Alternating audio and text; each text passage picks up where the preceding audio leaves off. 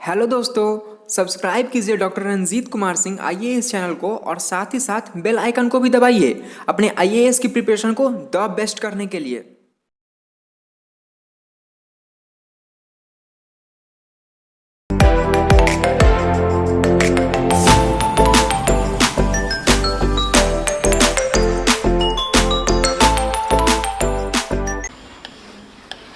Oceanography, महासागर विज्ञान, महासागर विज्ञान, ओशनोग्राफी बहुत इंपॉर्टेंट टॉपिक है और इसमें आप अपना ध्यान सिर्फ मेरे बातों पर रखिएगा, तभी ये बेहतर समझ तो ऐसे भी आएगा। हल्का चैप्टर है लेकिन आप ध्यान से मेरी बातों को सुनिएगा तो थोड़ा ज़्यादा गेन कर पाइएगा, यानी यहाँ से बहुत ज़्यादा लेकर जाइएगा। आप अगर ऐसा चाहते हैं तो कंसंट्रेशन बना के रखना है। बिल्कुल न्यू टॉपिक है और यह सबके लिए न्यू है। ये किसी के लिए ऐसा नहीं कि ओशनोग्राफी पहले से कोई यहाँ कोई पढ़ा हुआ है, तो इसलिए आप नए हैं तो इसको नया समझ कर ना बैठें। आप समझिए मैं भी इन लोगों के साथ बराबर हूँ। इसमें कितने टॉपिक पढ़ने थोड़ा देख लें। इसमें पढ़ना है ओशियन करेंट, ओशियन करंट यानी महासागर की जलधारा, महासागर की जलधाराएं, जलधाराएं। इसमें पढ़ना है coral reef, coral reef, Hindi में परवाल भित्ति या मूंगा भित्ति। आप मूंगा पहनते हैं हाथ में, वो जो मूंगा पहनते हैं ना, वही उसी को अंग्रेजी में कोरल कहते हैं, है ना। बहुत लोग बोलते हैं क्या पहने, तो कोरल पहने हुए हैं। कोरल एक जीव है, समुद्र में उत्पन्न होने वाला एक माइक्रो ऑर्गन है। वो मरते रहता है, जन्म लेता है, मरते रहता है, और मरने के बाद समुद्र के तली में जमा होते जाता है। बाद में उस एक दीवार का रूप ले लेता है और उसी दीवार में से तोड़ करके घिस कर अंगूठी में हम लोग पहले जो पहने हैं। आप क्या पहने, जीव जंतुओं का अवशेष पहने हैं। हाँ, उसके बाद हम लोग पढ़ेंगे लवणता, लवणता अंग्रेजी में पढ़ेंगे सैलिनिटी। सैलिनिटी आप जानते हैं कि प्रति 1000 ग्राम पानी में जो उपस्थित नमक की मात्रा होती है उसे लवणता कहते हैं। प्रति 1000 ग्राम पानी में उपस्थित नमक की मात्रा को लवणता कहा जाता है। मान लीजिए एक बाल्टी पानी ले लीजिए आप, मान लीजिए एक बर्तन में पानी ले लीजिए, 1 केजी पानी ले लीजिए और उसमें उसको गर्म कीजिए। अंत में मान लीजिए कि उसमें 200 ग्राम नमक बचा, इसका मतलब उस पानी की लवणता कितना हो गया, 200 ग्राम। मतलब प्रति 1000 लीटर में नहीं, प्रति 1000 ग्राम में उपस्थित नमक की मात्रा को क्या बोलते हैं, लवणता, सैलिनिटी। उसके बाद लवणता के बाद पढ़ेंगे हम लोग टाइड। टाइड का मतलब ज्वार, ज्वार भाटा पढ़ेंगे, यानी कि ज्वार भाटा, ज्वार पानी का उठना, भाटा पानी का गिरना। महासागर की जलधाराएं, परवाल भित्ति, लवणता, ज्वार। इसके अलावा है लवणता, सैलिनिटी।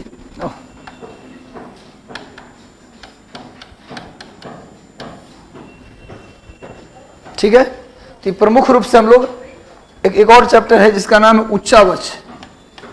उच्चावच का मतलब रिलीफ, उच्चावच का मतलब रिलीफ। रिलीफ का मतलब क्या होता है, LEAF होता है, सॉरी इसका स्पेलिंग होता है RELEAF। LEF होता है ना, तो फिर रिलीफ दूसरा हो जाएगा। देख लीजिए स्पेलिंग देख लीजिए। रिलीफ मतलब उच्चावच होता है। उच्चावच का मतलब जो सब ऊंचाई और निचाई। कल बताया था, याद होगा, कल डिस्कशन कर रहे थे तो याद होगा, बताया था आप लोगों को कि पहले क्या मिलता है, बीच, उसके बाद मिलता है मग्न तट, फिर मग्न ढाल। तो क्या था, रिलीफ था। क्या था, रिलीफ। तो ओशियन रिलीफ हम अलग से पढ़ेंगे। तो ये कितना चैप्टर हो गया, टोटल 5 चैप्टर ये हम पढ़ेंगे इस चैप्टर में। सबसे पहले पढ़ेंगे ओशियन करंट। इसको नोट जल्दी से करिए, नोट कर लिए, करिए नोट। पहला चैप्टर पढ़ेंगे, अगर नोट कर लिया तो हेडिंग डाल दीजिए महासागर की जलधाराएं, हेडिंग डाल दीजिए। अच्छा नोट करिए, कोई दिक्कत नहीं, हम टाइम देंगे पूरा। महासागर की जलधाराएं हो गई, महासागर की जलधाराएं। जब यूपीएससी में पहली बार मेंस का सिलेबस चेंज हुआ था, मतलब इस 2013 में, तो उस समय जो मेंस का सिलेबस चेंज हुआ था, तो पहले ही साल यूपीएससी जीएस के फर्स्ट पेपर में, जीएस फर्स्ट पेपर में ज्योग्राफी से एक सवाल पूछ लिया था 12.5 नंबर का, कि महासागर की जलधाराओं के चलने के कारण को लिखें तथा जलधाराओं का, आइए आ जाइए, जलधाराओं का तट पर पड़ने वाले प्रभाव को भी लिखें। महासागर का में जलधारा के चलने के कारण को लिखें, ओशियन करंट के ओरिजिनेशन के कारण को लिखें तथा जलधारा का समुद्र के तट पर क्या प्रभाव पड़ता है इसको भी बताएं। यह प्रश्न पूछा था 2013 में, सिलेबस चेंज हुआ था उस साल। तो आगे फिर यूपी पीसीएस में भी जब सिलेबस बदला, यूपीएससी का सिलेबस ले लिया, तो वहाँ भी ये प्रश्न आया था। तो हमेशा पूछते रहते हैं ये प्रश्न कि समुद्र के जलधारा के चलने के कारण क्या है मेंस में, और उसका तट पर आर्थिक प्रभाव क्या पड़ता है। ये 2 प्रश्न हमेशा पूछता है। तो हेडिंग डाल दीजिए, महासागर की जलधाराएं, महासागर की जलधाराएं, ओशियन करंट, ओशियन करंट, महासागर की जलधाराएं, महासागर की जल धाराएं यानी ओशियन करंट। देखो, महासागर के पानी की 2 गतियां होती हैं। महासागर के पानी की कितने प्रकार का मोशन होता है? There are 2 types of motion of ocean water. महासागर के पानी की 2 प्रकार की गतियां होती हैं। There are 2 types of motion of ocean water. Clear है? समझ में आ रहा है आपको? महासागर के पानी या तो नदी में, जैसे नदी की धाराएं चलती हैं ना, जिस प्रकार नदी में धाराएं चलती हैं, नदी में जो धाराएं चलती है वो जमीन का क्या होता है, परपेंडिकुलर या पैरेलल? पैरेलल। महासागर नदी में धारा चलते आपने देखा है? नहीं देखा तो गंगा जी बगल में जाके देखिए, गंगा नदी में देखा धारा चलते हुए। जो जल धाराएं चलती हैं नदी में, समुद्र में नहीं, नदी में, वो हॉरिजॉन्टली चलती है, वर्टिकली नहीं चलती। वर्टिकल का मतलब होता है परपेंडिकुलर, यानी वो जलधारा देखते हैं गंगा नदी के पानी ऊपर नीचे चलती है क्या, वो ऐसे चलती है। तो जमीन के साथ पैरेलल जो धारा चलती है उसे बोलते हैं हॉरिजॉन्टल मोशन, और जो जमीन के परपेंडिकुलर चले उसको बोलते हैं वर्टिकल मोशन। नदी के पानी की बस एक ही गति होती है, हॉरिजॉन्टल मोशन। कभी नदी के पानी को ऊपर उठते भी देखा है क्या? नहीं देखा है। लेकिन महासागर के पानी को आप ऊपर उठते भी देखे होंगे, जिसको ज्वार भाटा कहते हैं, या सुनामी भी जब आता है तो पानी ऊपर उठता है। पता है आपको? ये सब पता है ना आपको? तो महासागर के पानी की 2 गतियां हैं। एक तो नदी जैसा भी महासागर चलती है, महासागर के पानी एक तो अगर शांत है, महासागर शांत है, तो नदी की तरफ भी मूवमेंट होती है उसकी, या फिर वो परपेंडिकुलरली यानी वर्टिकली ऊपर भी उठती है। यानी महासागर के पानी की कितनी गतियां? 2 गतियां। कौन कौन? वर्टिकल मोशन और हॉरिजॉन्टल मोशन, क्षैतिज गति और लंबवत गति। क्षैतिज गति हॉरिजॉन्टल मोशन, क्षैतिज गति, और वर्टिकल मोशन लंबवत गति। तो महासागर के पानी की 2 गतियां। जब महासागर नदी की तरह हॉरिजॉन्टली चले तो उसी को ओशियन करंट कहते हैं। यानी लिखना नहीं है, horizontal motion of ocean water is known as ocean current. यानी कि महासागर के पानी की जो क्षैतिज गति है उसी को जलधारा कहा जाता है। क्या कहते हैं? जलधारा। अभी कुछ नहीं लिखना, अभी केवल समझना है।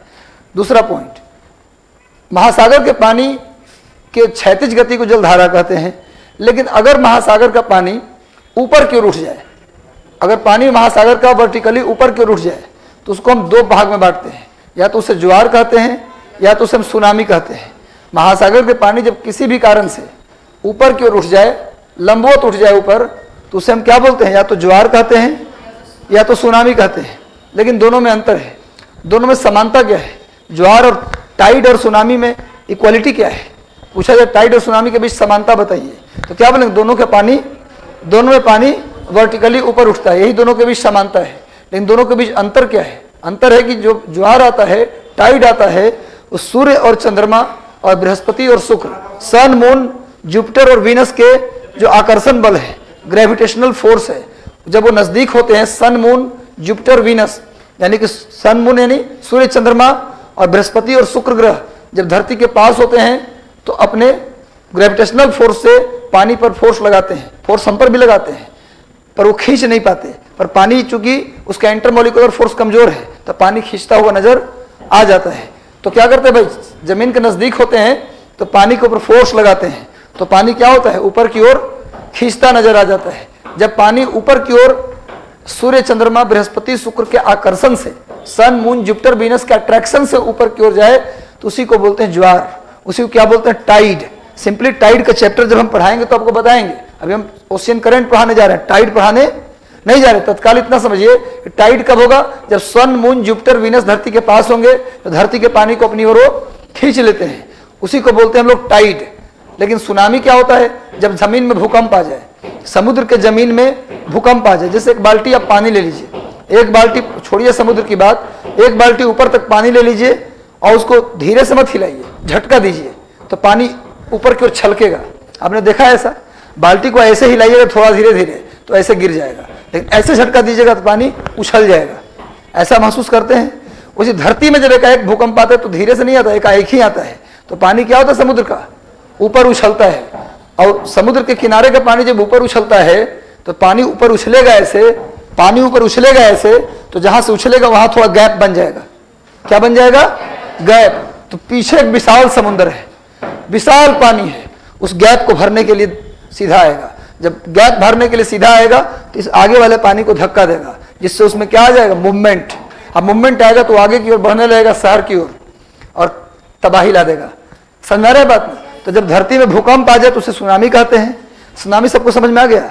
जब धरती में भूकंप आ जाए, सुनामी से क्या नुकसान होता है, कभी ठंडी के दिनों में आप नहाने बैठे हैं और कोई आदमी, अब 3-4 बार कोशिश कर चुके हैं कि पानी गिरा है, गिर नहीं रहा है पानी, 3-4 बार पूरा भगवान के सारे नाम ले लेते हैं हम जब हम स्नान करने जाते हैं, तब जाके पानी, अब कोई इसमें आए और धक्का दे के आपको पानी ऐसे कर दे तो कितना तकलीफ होता है। उतना बाल्टी के पानी से जब उतना तकलीफ हो रहा है तो समुद्र का पानी चल दे शहर की ओर। तभी ने कहा जाता है कि समुद्र के किनारे के जगहों पर क्या लगा दीजिए, 5 किलोमीटर की मोटाई में, 5 किलोमीटर की मोटाई में क्या लगा दीजिए, मैंग्रोव पेड़। किनारे किनारे होटल्स मत बनाइए, रिसोर्ट मत बनाइए, बल्कि आप क्या कीजिए, मैंग्रोव का पेड़ लगा दीजिए। उससे क्या, सुनामी अगर आएगा तो 5 किलोमीटर क्रॉस करते करते उसकी गति खत्म हो जाएगी, हमारा कोई नुकसान नहीं होगा।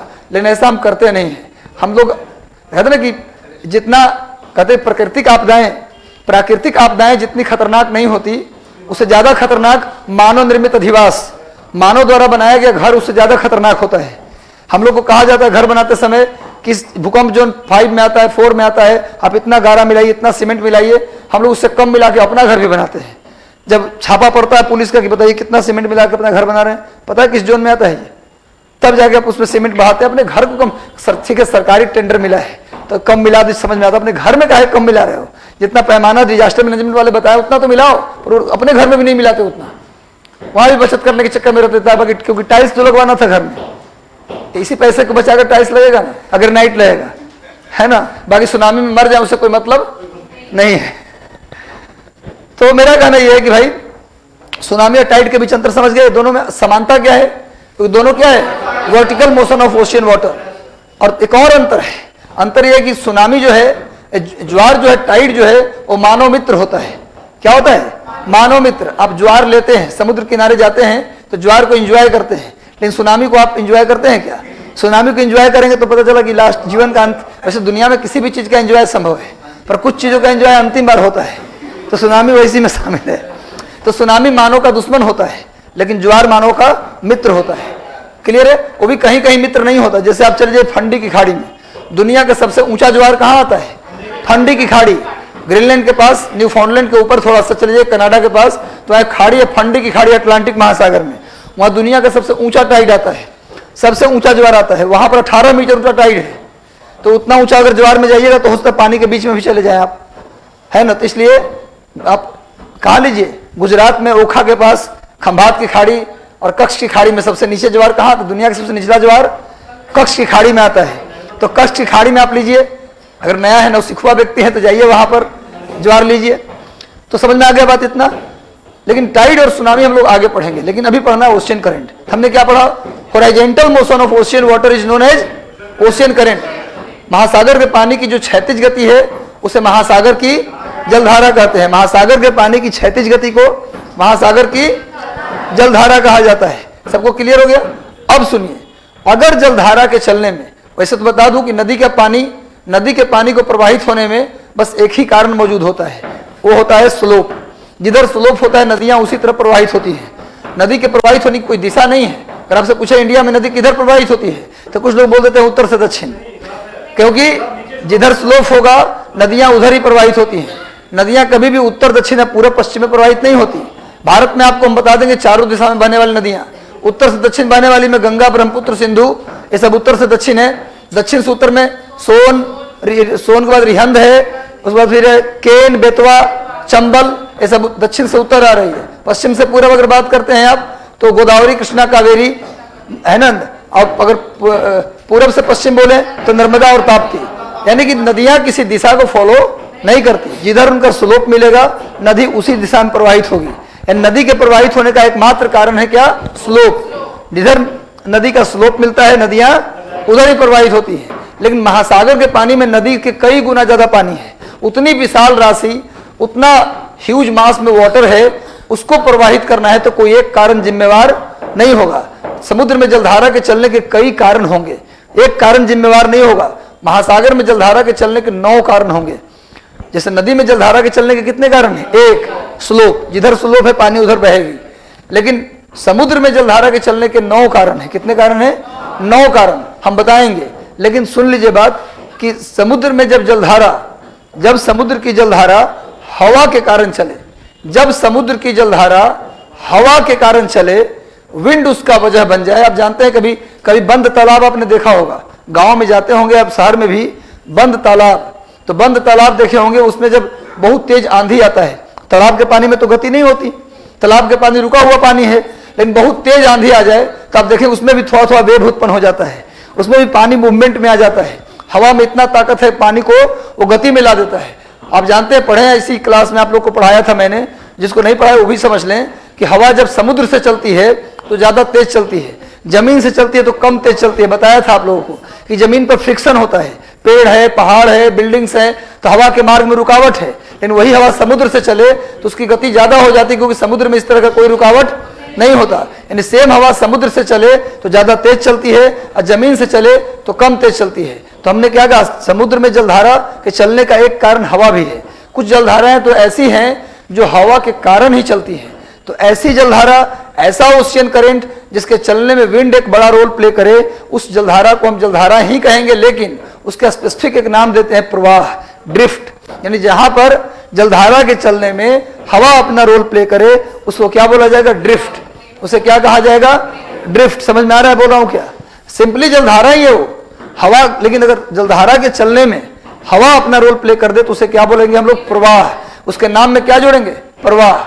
कभी कभी ऐसा होता है कि जलधाराएं चल रही हैं, लेकिन दो तट का हिस्सा जो है ना, इतना, जैसे मान लीजिए कि इस तरह से कोई तट है, इस तरह से कोई तट है और समुद्र की जलधारा इस पतले रास्ते से निकले। आप कभी बागवानी किए होंगे तो बागवानी में पाइप से पानी देते हैं खेत में, तो क्या करते हैं, आप उसका मुंह को दबाते हैं तो बहुत तेज पानी निकलता है। अगर पतले रास्ते से वही पानी को निकलना, उतना ही पानी को मोटा रास्ते से निकलना पड़े तो कम तेजी से निकलेगी, और रास्ता को पतला कर दे तो उसकी स्पीड बढ़ जाएगी। तो जब कहीं ऐसा भी तो होता होगा समुद्र में कि 2 आइलैंड्स के बीच के से जलधारा को निकलना पड़ता होगा, तो जहां 2 आइलैंड के बीच से जलधारा निकलती है उसकी स्पीड क्या हो जाती है? तेज। जब किसी भी कारण से महासागर के जलधारा की गति बढ़ जाए, किसी भी कारण से महासागर के जलधारा की गति बढ़ जाए तो उसे स्ट्रीम कहते हैं। उसे क्या बोलते हैं? स्ट्रीम। ऐसे आप पढ़े भी होंगे जेट स्ट्रीम। जेट स्ट्रीम तो हवा था वहां, लेकिन यहाँ पर जलधारा में भी स्ट्रीम जोड़ते हैं। जैसे आपने सुना होगा नाम गल्फ स्ट्रीम। गल्फ स्ट्रीम एक समुद्र की जलधारा है। समझ में आ रहा है बात? यानी स्ट्रीम उसी के नाम में जोड़ेंगे जिसकी गति क्या हो जाएगी? तेज। और प्रवाह या ड्रिफ्ट उसी के नाम में जोड़ेंगे जिसके चलने में हवा अपना मेन रोल प्ले करता है। क्लियर है? तो जलधारा के चलने के कुल कितने कारण होंगे? 9 कारण। तो लिख लीजिए, reason behind origination of ocean current. Hindi में लिखिए, महासागर में जलधाराओं के चल। इतना समझ में आ गया ना? चलिए, ये बेसिक था, जिसके बाद हम बिल्डिंग खड़ा कर सकते हैं। प्लिंथ हो गया।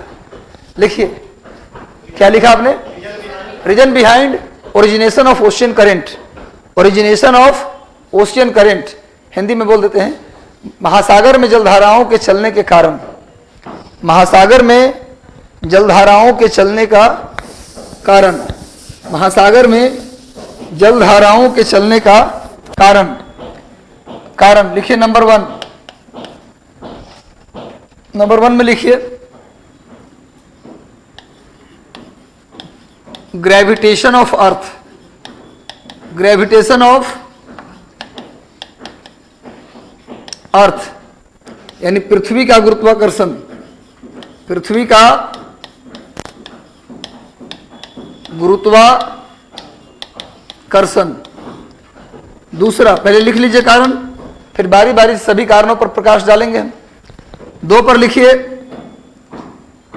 Rotation of earth, rotation of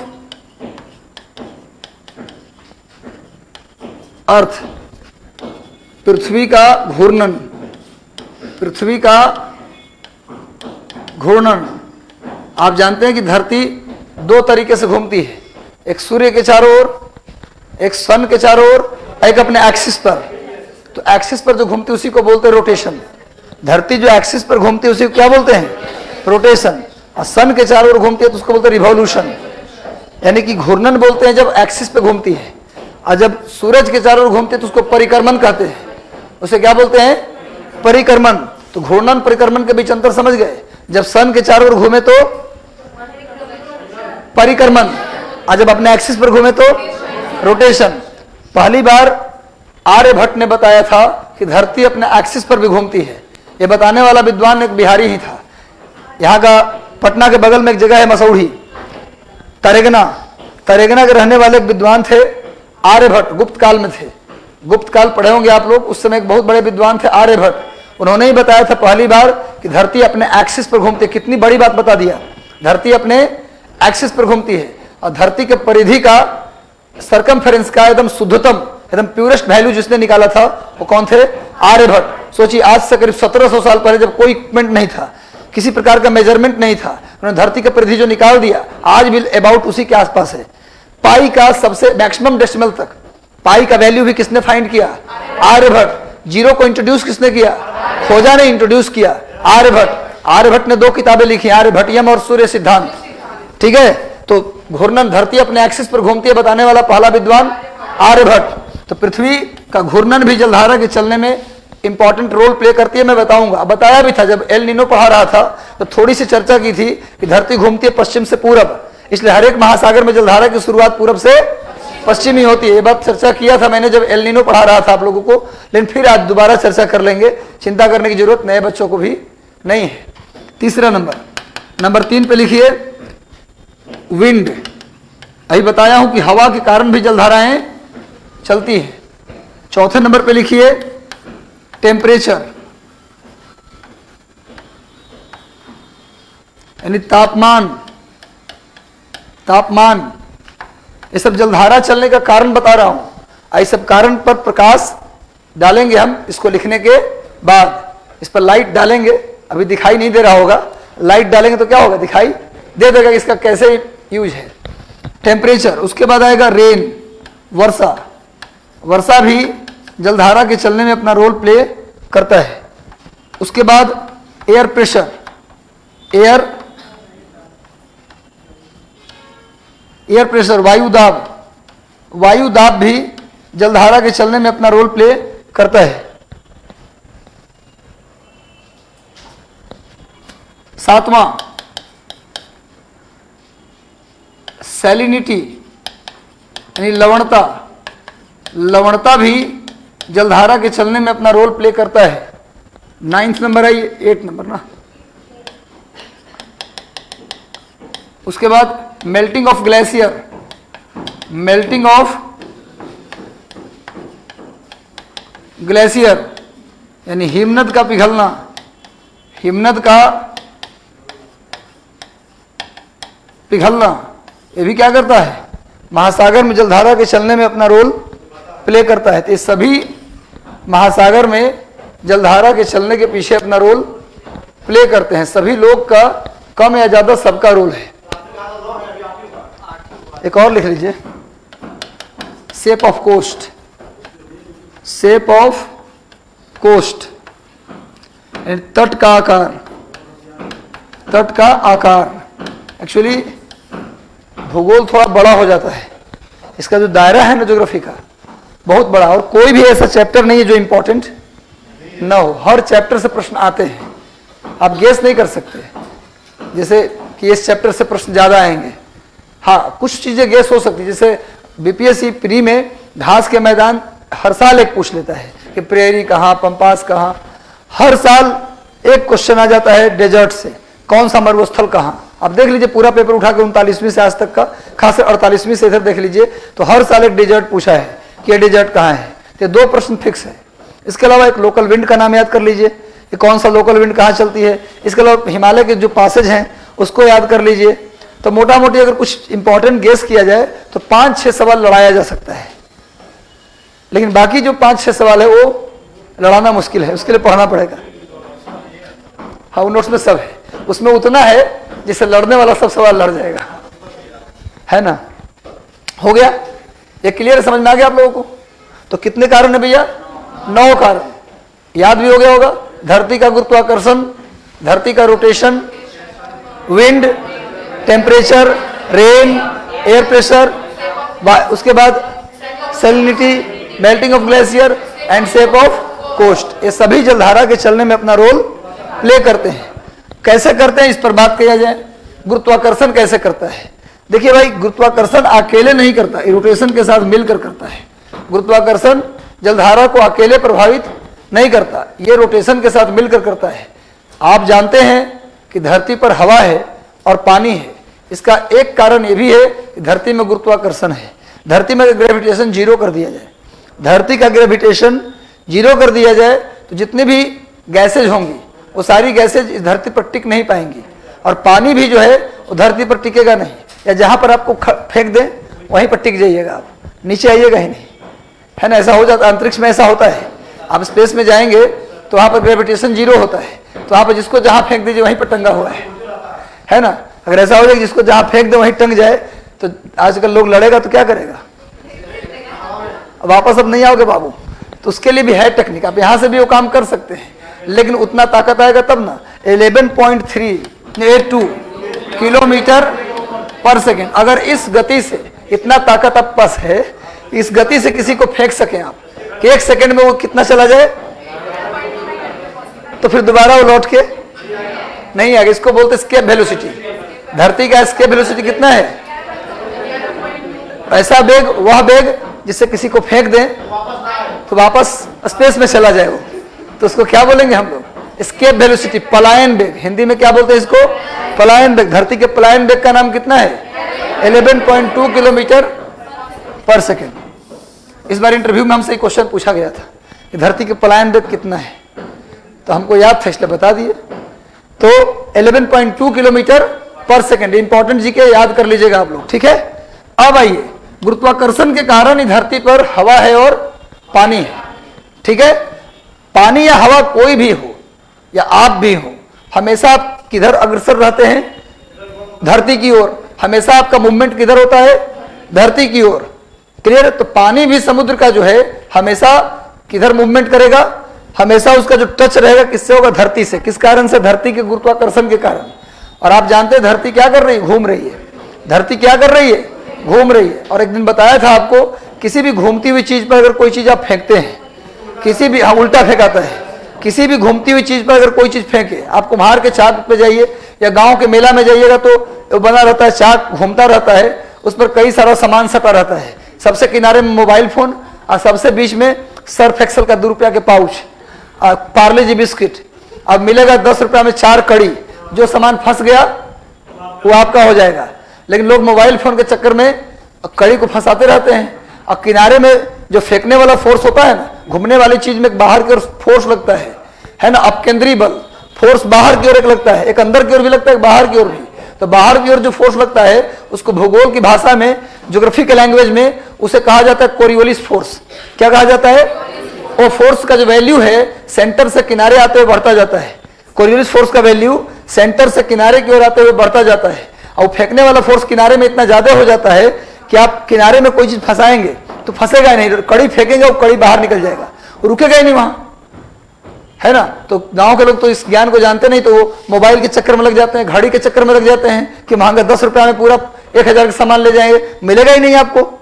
इससे अच्छा है कि 10 रुपया दीजिए और 4 कड़ी में एक पार्ले जी फंसा लीजिए, 1-2 रुपये की सर्फ एक्सेल का पाउच 10 में 20 का सामान लेके चल जाइए, ज़्यादा बढ़िया है। तो घूमने वाली चीज़ पर अगर कोई चीज़ फेंकेंगे तो बाहर फेंकाता है, पर एक चीज़ गौर से देखिएगा, वो बाहर फेंकाएगा लेकिन उल्टा फेंकाएगा, जिधर घूम रहा है उधर नहीं फेंकाएगा, उसका उल्टा फेंकाता है। तो धरती पर पानी गुरुत्वाकर्षण के कारण नीचे की ओर आ रही है, लगातार आ रही है और धरती घूम रही है पश्चिम से पूरब। तो पानी किधर फेंकाएगा? पूरब से पश्चिम। पानी किधर फेंकाएगा? पूरब से पश्चिम। एकदम क्लियर हो गया सबका? पानी, हाँ, इधर कौन दिशा है? इधर कौन दिशा है? तो पश्चिम से पूरब कैसे घूमेगा? हो गया? अब पूरब से पश्चिम तो क्लियर हो गया? कोई दिक्कत इसमें है क्या? हो गया ना क्लियर? आपको एक ही दिशा लग रहा है क्या? अरे कोई इधर से आ रहा है तो उल्टा हो गया ना। एक इधर से जा रहा है, ये पश्चिम से पूरब हो गया। हो गया? आप कभी चला के देखे नहीं, अब मने में सबको चला रहे थे, यहां कभी चला के देख लेते तो दिक्कत नहीं होता। धरती घूमती पश्चिम से पूरब, तो पानी किधर फेंकाएगा? इसका मतलब हर एक महासागर में जलधारा की जो शुरुआत होगी वो पूरब से पश्चिम ही होगी। हर एक महासागर में जलधारा की जो शुरुआत होगी वो पूरब से पश्चिम होगी। क्यों? क्योंकि धरती घूमती है पश्चिम से पूरब। तो इस लाइन को आप लिख लें, लिख लें, लिखिए। Ocean current starts from east to west. Ocean current starts from east to west due to earth rotates from west to east. Earth rotate, ocean current starts from east to west. Ocean current starts from east to west due to earth rotates from west to west. Hindi में लिखिए, महासागर में जलधारा की शुरुआत हमेशा पूरब से पश्चिम होती है। शुरुआत होती है महासागर में जलधारा की शुरुआत हमेशा पूरब से पश्चिम होती है। समझ में आ रहा है ना? बिल्कुल सब कुछ क्लियर है ना? महासागर में जलधारा की शुरुआत पूरब से पश्चिम होती है, क्योंकि धरती पश्चिम से पूरब घूमती है। भी एक जी के हो गया, धरती किधर घूमती है? पश्चिम से। धरती का रोटेशन का जो डायरेक्शन हो क्या है? पश्चिम से पूरब, क्योंकि धरती घूमती है पश्चिम से पूरब। हर एक महासागर में जलधारा की शुरुआत पूरब से पश्चिम होती है, क्योंकि धरती घूमती है पश्चिम से पूरब। यानी इन दोनों फैक्टर के बाद समझ में आ गया? अरे दोनों, धरती की ओर पानी आ रही है और रोटेशन के कारण पानी फेंका जा रहा है बाहर की ओर, तो किधर? पूरब से पश्चिम है। धरती घूमती है पश्चिम से पूरब। तीसरा फैक्टर देखते हैं हम लोग। 2 फैक्टर काम एक लाइन में हो गया। तीसरा फैक्टर विंड है, पवन है। पवन, आप जानते हैं, अभी पवन का फैक्टर समझाया हूं कि जलधाराएं कभी कभी क्या होती है, हवा के कारण भी, हवा इतनी तेज चलती है कि पानी को जिधर जाती है। आप जानते हैं कि हवा का तेजी की बात करेंगे तो आपने पढ़ा होगा क्लाइमेटोलॉजी वाले चैप्टर में कि हवा है पछुआ हवा, एंटी ट्रेड विंड, गैर व्यापारिक पवन। उसको हम लोग दक्षिणी गोलार्ध में गरजता 40, प्रचंड 50, चिखता 60, आपने सुना होगा रोअरिंग 40, फ्यूरियस 50। आप उस दिन शायद एब्सेंट होंगे, इस क्लास में मैंने एक बार बताया था भैया। एंटी ट्रेड विंड जो है, एंटी ट्रेड विंड जो है गैर व्यापारिक पवन है, उसको दक्षिणी गोलार्ध में, साउदर्न हेमिस्फीयर में एंटी ट्रेड विंड को, यानी गैर व्यापारिक हवा को इतनी तेज चलती है कि उसका नाम गरजता 40, नाम से लग रहा है खतरनाक हो जाती है, इतनी तेज चलती है। प्रचंड 50, प्रचंड, चिखता 60, ऐसे नाम पड़ता है। इसका मतलब हवा इतनी तेज चल रही है। इस कारण से हवा क्या करेगी? पानी को भी जिधर जाएगी ना हवा, पानी को भी उधर लेके चली जाएगी। और हमने कहा था कि हवा के कारण यदि जलधारा चलने में हवा अपना रोल प्ले किया है तो उसे हम जलधारा नहीं कहेंगे, क्या बोलेंगे? प्रवाह बोलेंगे या ड्रिफ्ट बोलेंगे। क्लियर है?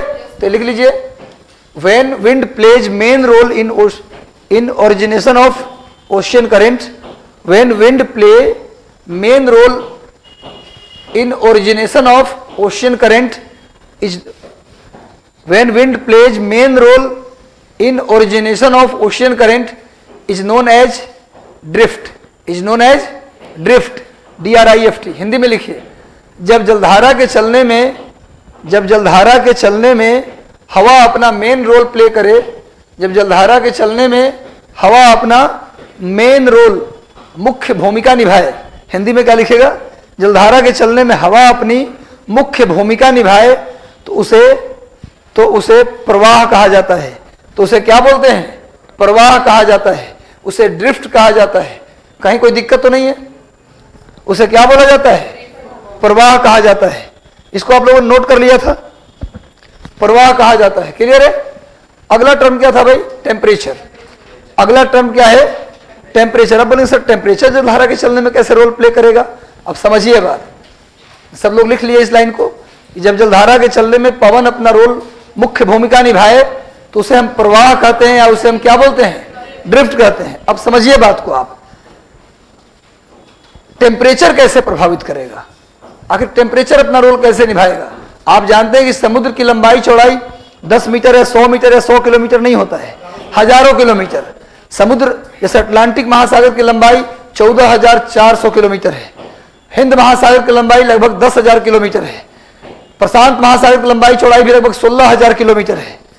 तो इतना लंबा चौड़ा महासागर है। खाली पटना की भी बात कर ले, पटना शहर की, तो यहाँ पर भी पूरे शहर की बात करें तो एक समान तापमान होगा पूरे शहर में। गांधी मैदान में कुछ और तापमान, इनकम टैक्स गोलंबर के पास कुछ और तापमान, फुलवाड़ी शरीफ में कोई और तापमान, फतुहा में कोई और तापमान। मतलब इतना छोटा जगह में टेम्परेचर का इतना वेरिएशन है। तो इतना बड़ा समुद्र में जिसकी लंबाई और चौड़ाई हजारों किलोमीटर है, एक समान तापमान पूरे महासागर में हो सकता है क्या? नहीं हो सकता है। कुछ स्थान पर ज्यादा तापमान, कुछ स्थान पर केवल तापमान ही तापमान, पूरे साल टेम्परेचर ज्यादा, और वर्षा के नामो निशान नहीं। कुछ स्थान ऐसे होते हैं जहां टेम्परेचर पूरे साल ज्यादा होता है, लेकिन वर्षा, जैसे इंडिया की ही बात कर लो, इंडिया में कितने महीने बरसात होता है? एक आध महीने, 1.5 महीने। बरसात का मौसम हमारे 4 महीने है, लेकिन बरसात अगर देखा जाए रियल में पानी पड़ना, बरसात होना तो कितना? 1 से 1.5 महीना। उससे ज्यादा बारिश होती नहीं। 2-3 महीना अगर हो जाए तो बाढ़ ही आ जाए। क्यों जी? 7 दिन बरसात, 10 दिन पटना में हुआ, पूरा पटना डूब गया। तो बरसात कम होता है। यानी कि इंडिया के साथ में जो समुद्र होगा, इंडिया के सामने जो समुद्र होगा, आसपास जो समुद्र होगा, वहां वर्षा क्या होगी? कम होगी। टेम्परेचर ही ज्यादा होगा, ज्यादा समय तक पानी पर धूप पड़ता रहेगा। यानी कुछ इलाके ऐसे हैं समुद्र में जहां वर्षा होती ही नहीं है, टेम्परेचर केवल होता है वहां। तो कुछ इलाके में टेम्परेचर बहुत ज्यादा और कुछ इलाके में टेम्परेचर बहुत कम। और टेम्परेचर जहां बहुत ज्यादा होगा, यानी बारिश भी नहीं होगी, केवल टेम्परेचर ज्यादा होगा, तो क्या होगा? वहां पर टेम्परेचर ज्यादा होगा तो पानी, जहां पर टेम्परेचर ज्यादा होगा पानी का इवोपरेशन वहां ज्यादा होगा। जहां टेम्परेचर ज्यादा और पानी, वहां इवोपरेशन यानी पानी का जो वाष्पीकरण है उसका दर ज्यादा होगा। वाष्पीकरण का मतलब पानी का भाप में बदलना, पानी का वाटर वेपर में बदलना, इसी को वाष्पीकरण या इवोपरेशन के नाम से हम लोग जानते हैं। तो वाष्पीकरण ज्यादा होगा, जहां टेम्परेचर जहां वाष्पीकरण ज्यादा, इसका मतलब वहां पानी भाप बन के क्या हो जाएगा? पानी जो है वाटर वेपर के रूप में, वाटर वेपर के रूप में क्या हो जाएगा? उड़ जाएगा। पानी वाटर वेपर के रूप में उड़ जाएगा, यहां से उड़ जाएगा। लेकिन जहां पर टेम्परेचर कम है, कुछ इलाके में टेम्परेचर ज्यादा था, टेम्परेचर मैक्सिमम था कुछ इलाके में, और कहीं पर टेम्परेचर मिनिमम था, टेम्परेचर लो था, टेम्परेचर क्या था? कम था। यहां इवोपरेशन क्या होगा? कम। तो क्या होगा? यहां से पानी उड़ेगा ज्यादा, तो जाहिर सी बात है यहाँ पर पानी का लेवल नीचे हो जाएगा। समझिएगा, रटिए मत, रट्टा नहीं मारना। जहां पानी ज्यादा भाप बन के उड़ गया, वहां पानी का लेवल कम हो जाएगा ना जी। और जहां पर पानी उड़ा कम भाप बन के, वहां पानी का लेवल ऊंचा रहेगा। तो क्या होगा? जलधारा का नियम है, पानी का छोड़ दीजिए समुद्र की बात, किसी भी पानी का नियम है कि जहां पर कम रहे, ज्यादा से कम की ओर प्रवाहित होती है। एक टब लीजिए, एक टब में 10 लीटर पानी लीजिए और दूसरे टब में लीजिए 6 लीटर पानी, तो 10 लीटर से 6 लीटर की ओर क्या होगा? पाइप जोड़िएगा तो 6 लीटर से 10 लीटर की ओर पानी नहीं जाएगा, 10 से 6 की ओर आएगा। तो भाई जहां पर पानी ज्यादा है उस इलाके से, जहां पर टेम्परेचर ज्यादा है, यानी कम टेम्परेचर से ज्यादा टेम्परेचर की ओर जलधारा चलेगी। इस डायग्राम को आप बना सकते हैं लिख करके। इससे क्या होगा कि परीक्षा में अगर आपको मेंस का आंसर राइटिंग करना हो तो वहां लिखने के बाद डायग्राम भी आप पुट कर दे तो थोड़ा सा टीचर को चीज दिखेगा। यहां लिख दीजिए इवोपरेशन, वाष्पीकरण। इस फोटो को बना लीजिए आप, एक लाइन लिखवाएंगे जी। बताइए।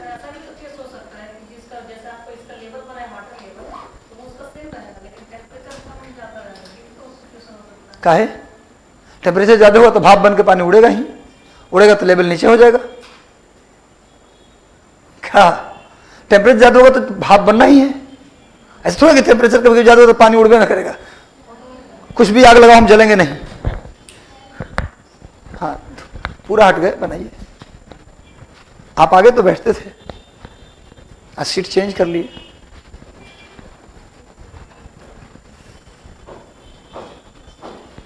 समझ में आ रहा है?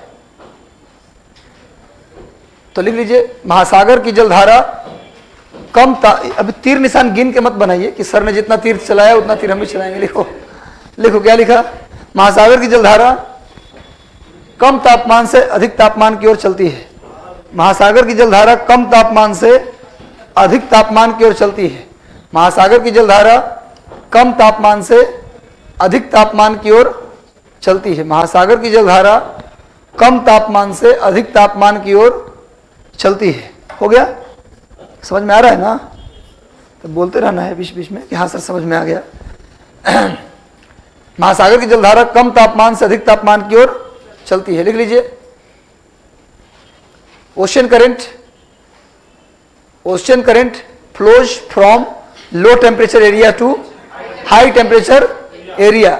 अब तो क्लियर हो गया ना, ऐसा क्यों होता है? समझ में आ रहा है? चलिए, अब अगला पॉइंट था रेन, वर्षा। आप जानते हैं कि जिस तरह से महासागर में तापमान हर जगह एक समान नहीं, वैसे ही वर्षा भी एक समान। पटना की ही बात कर लो केवल, तो देखते सुनते होंगे कि अरे स्टेशन पर तो खूब बारिश हुआ है, यहाँ बारिश नहीं हुआ क्या? तो ना, यहाँ तो एकदम एक बूंद पानी नहीं है।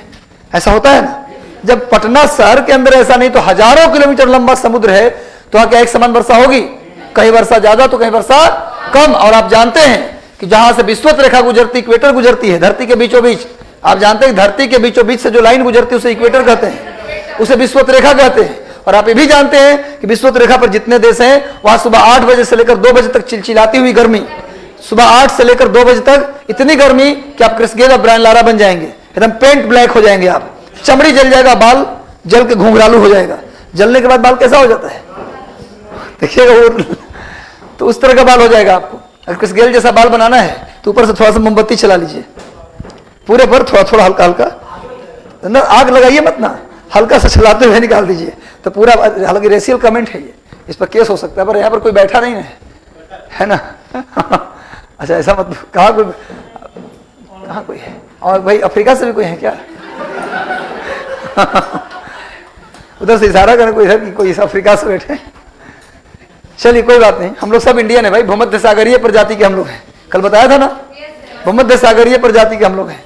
हाँ, तो मैं ये कह रहा था कि बहुत गर्मी, सुबह 8 से लेकर 2 बजे तक बहुत ज्यादा गर्मी, और 2 बजे से लेकर 4 बजे तक मूसलाधार बारिश। इतनी बारिश उन देशों में 2 से 4 के बीच ऑफिशियल छुट्टी हो जाती है। 2 से 4 केन्या में चले जाओ, ब्राजील में चले जाओ, 2 से 4 कोई घर से बाहर नहीं निकलता। इतनी बारिश के आप पानी में या तो बह जाएंगे या तो आपकी सांसें रुक जाएंगी। आप कभी तेज बारिश में फंसे हैं? कभी तेज बारिश में कहीं बाहर फंसे हैं? तो अगर कभी फंस जाए तेज बारिश में, इतनी बारिश कि मतलब लग रहा है चोट लग रहा है शरीर पर, तो देखिएगा ऑक्सीजन मिलना बंद हो जाता है। एक बार मैं इस बारिश में फंसा हूं इसलिए बता रहा हूं, ऑक्सीजन मिलना बंद हो जाता है। साइंस का क्वेश्चन है। एक्चुअली क्या है कि पानी जो है ना, पानी के साथ मैंने ऑक्सीजन जो आ रहा है बाहर से उसको बाधित कर देता है वो, इस वजह से आपको प्रॉपर मात्रा में ऑक्सीजन मिलता नहीं है। ठीक है, दूसरी बात यह है कि आप उसमें उस बारिश में भागने भी लगते हैं तो ऑक्सीजन की ज्यादा जरूरत हो जाती है आपको, तो जो मिल रहा है वही कम हो गया, और कम हो गया ऊपर से ज्यादा चाहिए आपको, तो सांस लेने में दिक्कत होने लगती है, तो मर भी सकते हैं आप। तो मेरा यह कहना है कि बारिश इतनी तेज होती है कि वहां पर ऑफिशियल 2 से 4 छुट्टी होती है उन देशों में जहां से विषुवत रेखा गुजरती है। तो समुद्र में भी विषुवत रेखा का जो क्षेत्र है ना, उस क्षेत्र में बहुत ज्यादा बारिश होती है, तब सर तापमान भी तो होता है, तो जितना इवोपरेशन होता है ना उससे ज्यादा वहां बरसातें हो जाता है, इसलिए वहां उस क्षेत्र में पानी की मात्रा ज्यादा होती है। यानी पूछा जाए पूरे समुद्र में किस क्षेत्र में पानी की मात्रा ज्यादा होगी, तो इक्वेटोरियल रीजन में। क्यों? क्योंकि वहां पर वर्षा ज्यादा होती है, टेम्परेचर की तुलना में, इवोपरेशन की तुलना में वहां रेन ज्यादा है, इसलिए पानी की मात्रा अधिक होगी। इसका मतलब हर एक महासागर में जलधारा की शुरुआत पूर्व से पश्चिम तो होगी, लेकिन कहां से होगी? विषुवत रेखा से होगी। कहां से होगी? विषुवत रेखा से होगी। हर एक महासागर में जलधारा की शुरुआत तो होगी, पर कहां से होगी? इक्वेटर से। इक्वेटर से क्यों? क्योंकि वहां वर्षा के कारण पानी ज्यादा है। समझ में आ रहा है बात? तो लिख लीजिए एक लाइन और, मतलब ऐसे मान लीजिए, अब ऐसे एक और फोटो बना सकते हैं, एक और चित्र बना सकते हैं आप। यहां लिख दीजिए रेन,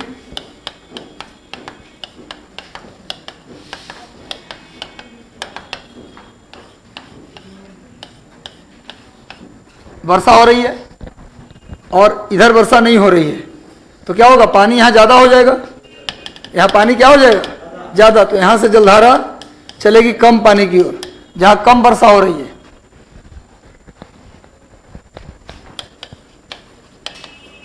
समुद्र में जिस क्षेत्र में वर्षा ज़्यादा होती है, जलधारा वहाँ से चलने लगती है। क्लियर है, समझ में आ रहा है भाई आप लोग को?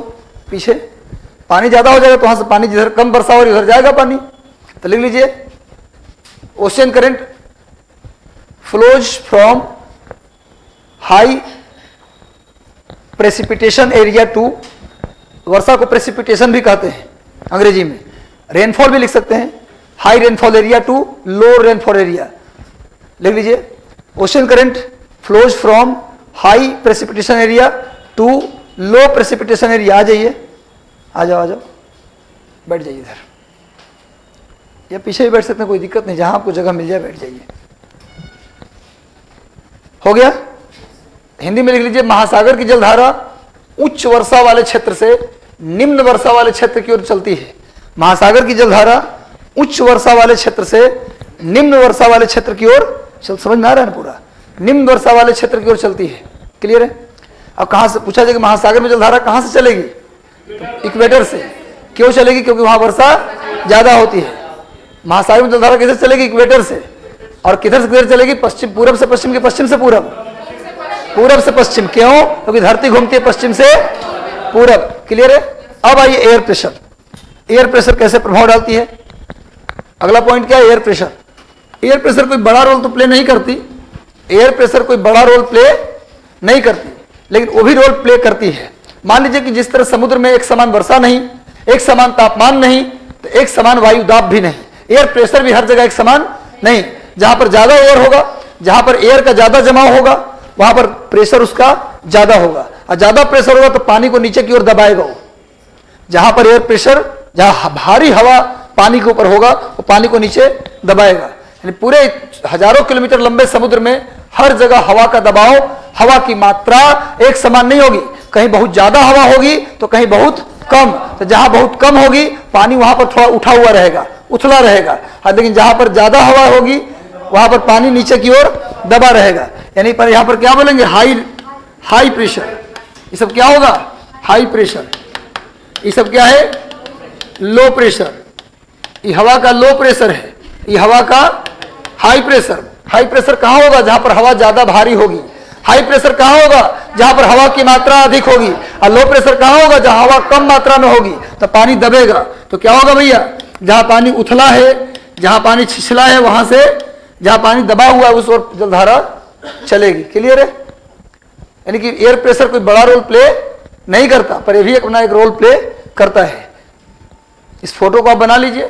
यहां पर हाई प्रेशर, एचपी का मतलब लिख दीजिए हाई प्रेशर, एलपी का मतलब लिख दीजिए लो प्रेशर ऑफ एयर।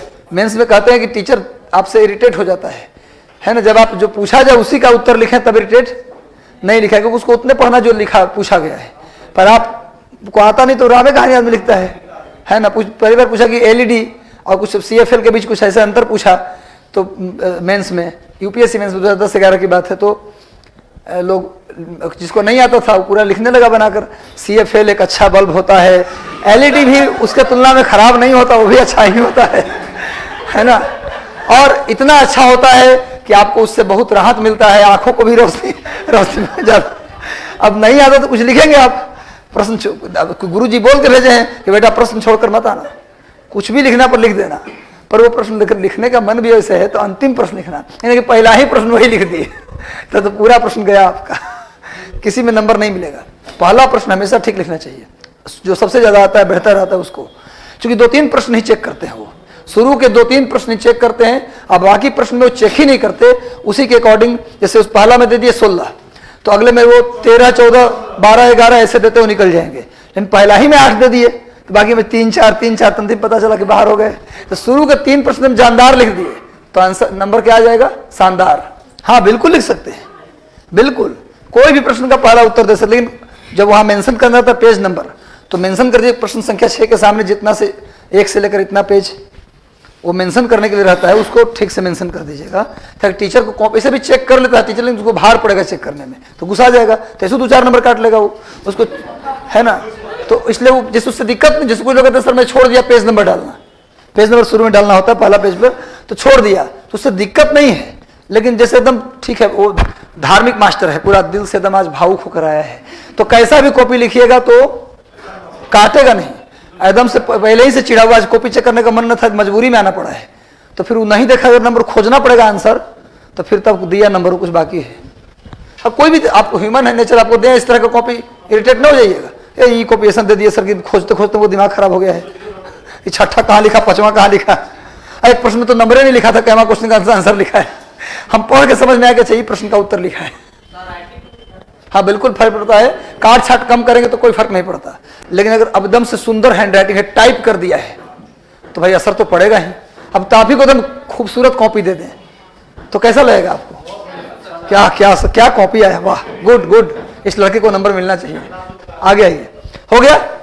जलधारा के चलने के कारण किसको कर दिया, ओ ठीक है, समझ में आ गया आपको। तो चलिए यहाँ पर एयर प्रेशर का काम हो गया, तो लिख लीजिए ocean current flows from low air pressure area to high air pressure area. Ocean current flows from low air pressure area to high air pressure area. Ocean current flows from low air pressure area to high air pressure area. देखिए महासागर की जलधारा निम्न वायुदाब क्षेत्र से उच्च वायुदाब क्षेत्र की ओर चलती है। महासागर की जलधारा निम्न वायुदाब क्षेत्र से उच्च वायुदाब क्षेत्र की ओर चलती है। महासागर की जलधारा निम्न वायुदाब क्षेत्र से उच्च वायुदाब क्षेत्र की ओर चलती है। हो गया। अगला था क्या, सैलिनिटी, लवणता। लिख लिया आप लोगों ने। महासागर की जलधारा उच्च वायुदाब क्षेत्र से निम्न वायुदाब क्षेत्र से उच्च वायुदाब क्षेत्र की ओर चलती है। यहां तक किसी को कोई डाउट नहीं है। अब आप बोलेंगे सर महासागर के पानी में जो नमक की मात्रा है उसी को लवणता कहते हैं, तो सर जलधारा के चलने में लवणता कैसे अपना योगदान देगा। इस क्लास में हम लोग पढ़ रहे हैं महासागर की जलधारा। क्या पढ़ रहे हैं आपके लिए स्पेशली जो अभी आए हैं, महासागर की जलधाराएं, ओशियन करंट। तो ओशियन करंट के चलने का क्या क्या कारण है वो अभी डिस्क्राइब कर रहे हैं। ठीक है। अभी जो महासागर की जलधारा के चलने का जो अगला कारण है वो है लवणता। लवणता, सैलिनिटी। लवणता का मतलब सैलिनिटी। हमने कहा है भैया कि महासागर के 1000 ग्राम पानी में जितना नमक की मात्रा होती है उसी को लवणता कहते हैं। आप पता है महासागर के पानी की जो एवरेज सैलिनिटी है, औसत लवणता है, वो मैंने बताया था 35 ग्राम प्रति 1000 ग्राम। महासागर के पानी की औसत लवणता 35 ग्राम प्रति 1000 ग्राम है, 35 ग्राम पर 1000 ग्राम है। ये रट लीजिएगा। इसको हम लोग 35 ऐसे भी दिखाते हैं, ग्राम प्रति 1000 ग्राम को आप ऐसे भी दिखा सकते हैं। इसको आप 35 पीपीटी भी लिख सकते हैं। ये तीनों एक ही बात है। महासागर की जो औसत लवणता है, average salinity of ocean water, 35 ग्राम प्रति 1000 ग्राम आप लिख दो, या एक लंबा सा लाइन खींच के, एक शून्य ऊपर है, 2 नीचे आकर के, ये भी ग्राम प्रति 1000 ग्राम का साइन है। और 35 पीपीटी यानी पार्ट पर 1000। बीपीएससी 56वीं से 59वीं नहीं, 53वीं से 55वीं, आप पेपर जाके देखिएगा, उसमें सैलिनिटी से 2 सवाल पूछा गया है। बीपीएससी 53 से 55 में लवणता से 2 प्रश्न पूछ लिए गए हैं। एक प्रश्न तो यही पूछा है कि महासागर की औसत लवणता कितनी होती है, डायरेक्ट ऑप्शन में था पीपीटी के फॉर्म में, 34 पीपीटी, 35 पीपीटी, 33 पीपीटी, 32 पीपीटी। तो क्या आंसर होगा, 35 पीपीटी। पीपीटी हो या ये वाला साइन हो चाहिए हो, तीनों एक ही बात है। और दूसरा प्रश्न जो पूछा था उसी 53वीं से 55वीं में कि महासागर में नमक पहुंचाने वाला सबसे बड़ा एजेंट कौन है, तो नदी है। महासागर में नमक ले जाने वाला सबसे बड़ा एजेंट नदी। एक क्वेश्चन आया था तो उसमें ऑप्शन में नदी भी था, उसमें ज्वालामुखी भी था, और भी ऑप्शन थे, तो क्या आंसर हो जाएगा, नदी।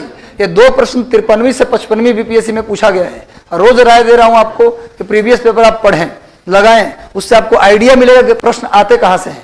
समझ आ रहा है बात, किस टाइप से पूछे जाते हैं। जब आप फिर उसको देखने के बाद जब बुक पढ़ेंगे, टेक्स्ट बुक, तो आपको फिर पता चलेगा क्या इसमें इंपॉर्टेंट है, क्या इंपॉर्टेंट नहीं है। तो 35 पीपीटी।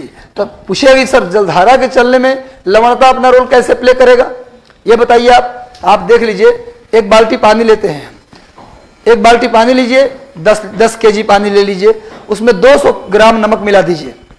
एक बाल्टी में ले लीजिए 10 केजी पानी बराबर लीजिए दूसरा बाल्टी में, और उसमें मिला दीजिए 300 ग्राम नमक। एक में 200 ग्राम नमक मिला दीजिए, पानी इक्वल है पर नमक की मात्रा दोनों में चेंज है।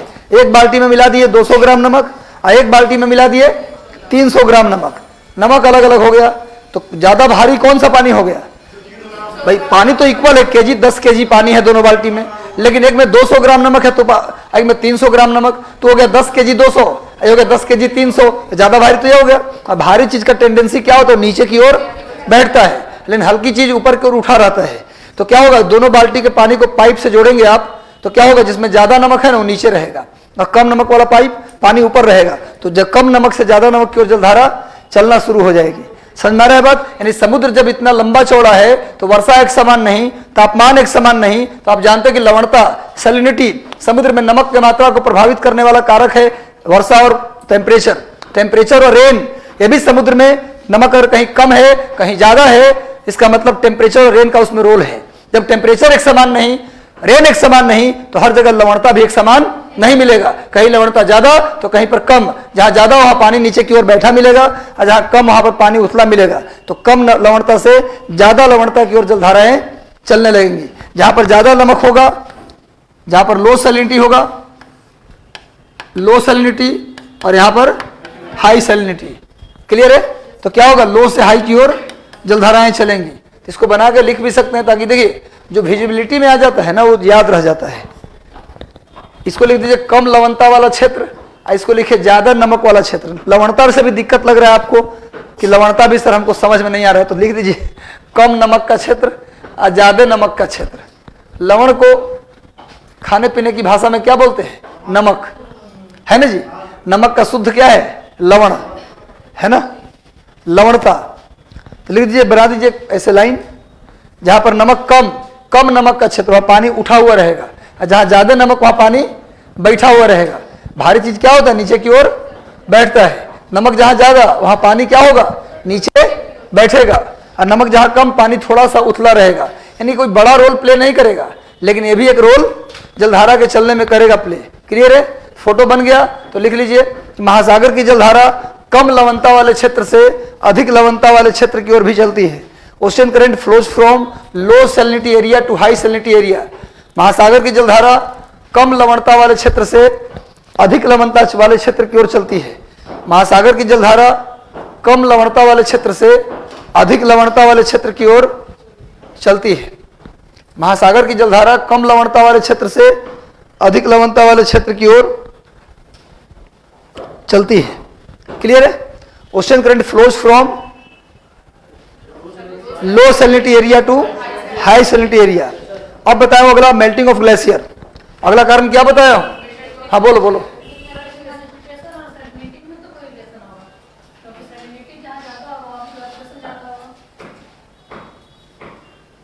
हम अभी क्या बोले? बोले तो अभी वही बात तो बोले हैं कि वर्षा और टेम्परेचर प्रभावित करता है लवणता को, ये तो बताया ही अभी।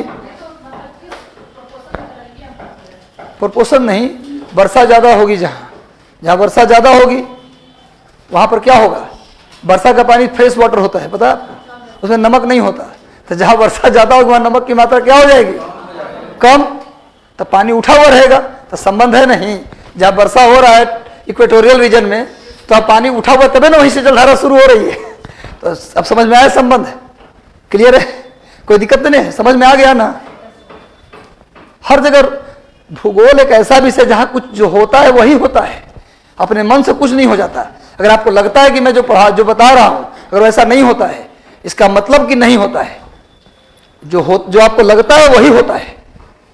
भूगोल में कुछ उल्टा पुल्टा नहीं हो जाता है, सब कुछ वैज्ञानिक तरीके से होता है, साइंटिफिक तरीके से होता है। तो नहीं देख रहे आप? ऐसे भी देख लीजिए मिला के। हमने बोला कि विषुवत रेखा से जलधारा चलती है क्योंकि ज्यादा वर्षा होती है। तो ज्यादा वर्षा होगी तो नमक की मात्रा भी कम होगी, तो पानी वैसे भी उथला रहेगा। समझ में आ रहा है ना? तो लो से जलधारा कैसे चलती है? लो सैलिनिटी एरिया से। अब कोई डाउट? टेम्परेचर से भी बता दें। जहां इवेपोरेशन ज्यादा होगा, मान लो, अब लवणता वाले चैप्टर में से बताते, मान लो एक बाल्टी पानी है, 10 लीटर पानी है, और उसमें 2 केजी नमक आपने मिला लिया। 10 केजी पानी में 2 केजी नमक मिलाया, तो आप उसको धूप में छोड़ दिए, तो पानी क्या होगा? इवेपोरेट होगा, वाष्पीकृत होगा। नमक तो वाष्प में बंद के बढ़े उड़ेगा नहीं, नमक तो उसमें 2 केजी मिला तो 2 केजी ही रह जाएगा। तो मान लीजिए 1 केजी पानी भाप बन के उड़ गया, तो पहले 10 केजी में 2 केजी नमक था, अब 9 केजी में 2 केजी नमक हो गया। तो लवणता क्या हो गया? बढ़ गया घट गया? बढ़ गया ना भाई। 10 केजी में 2 केजी, 10 आदमी में बांटना था मिठाई, अब 90 आदमी में बांटना है मिठाई तो ज्यादा ज्यादा पड़ेगा ना, समझ में आ रहा है बात? हाँ, मिठाई उठाई बढ़ता है तो लोग कोशिश करते हैं कि बाकी लोग निकल जाएं, तभी बटे, ताकि ज्यादा मात्रा में हमको प्राप्त हो गया। अब आई अगला पॉइंट, मेल्टिंग ऑफ ग्लेशियर। बहुत अच्छा प्रश्न आपने किया, इसी बहाने बहुत लोगों का क्लियर भी हो गया।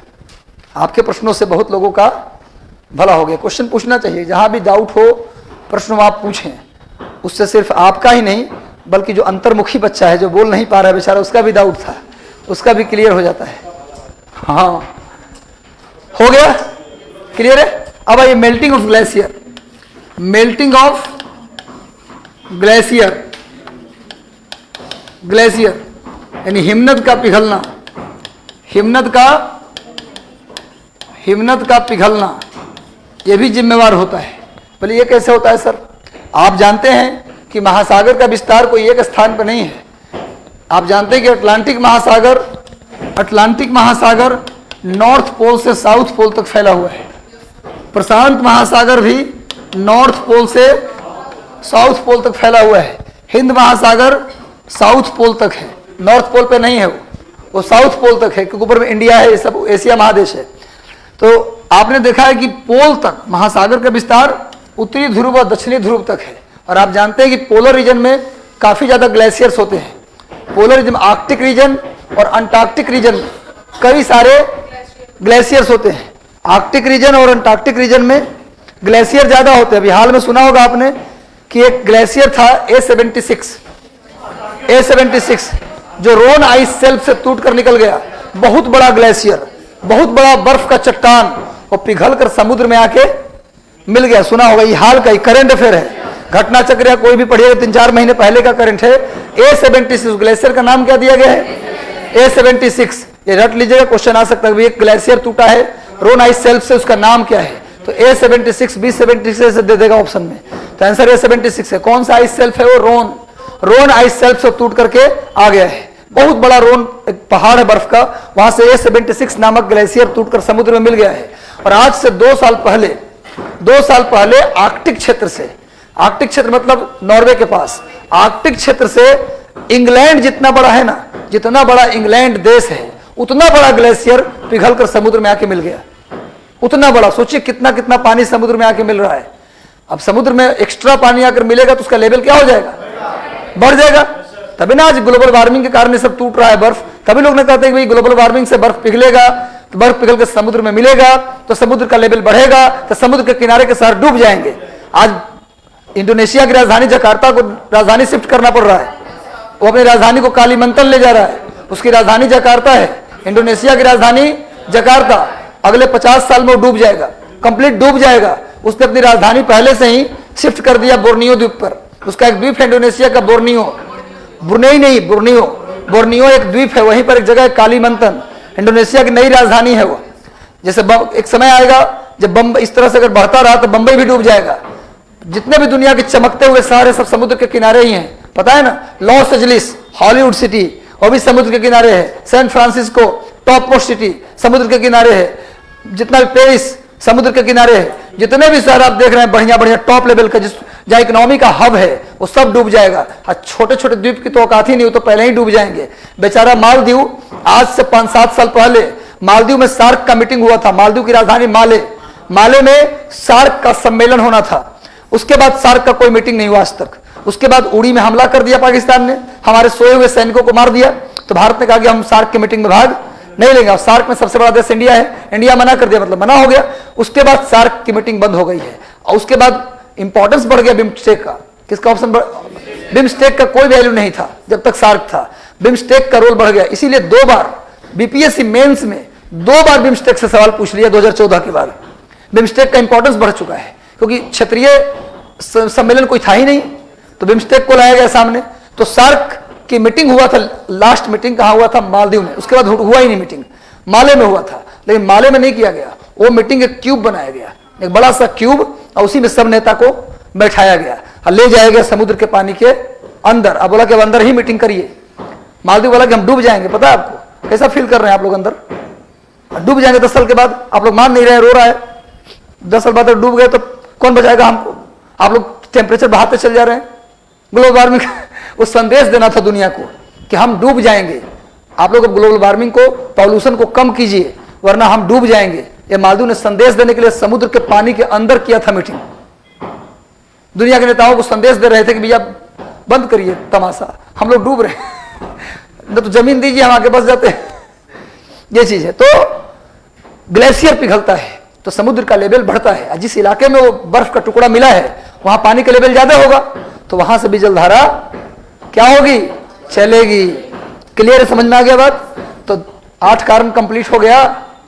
जहां बर्फ पिघलेगी वहां पानी का लेवल ज्यादा होगा तो वहां से भी जलधाराएं चलेंगी। क्लियर है?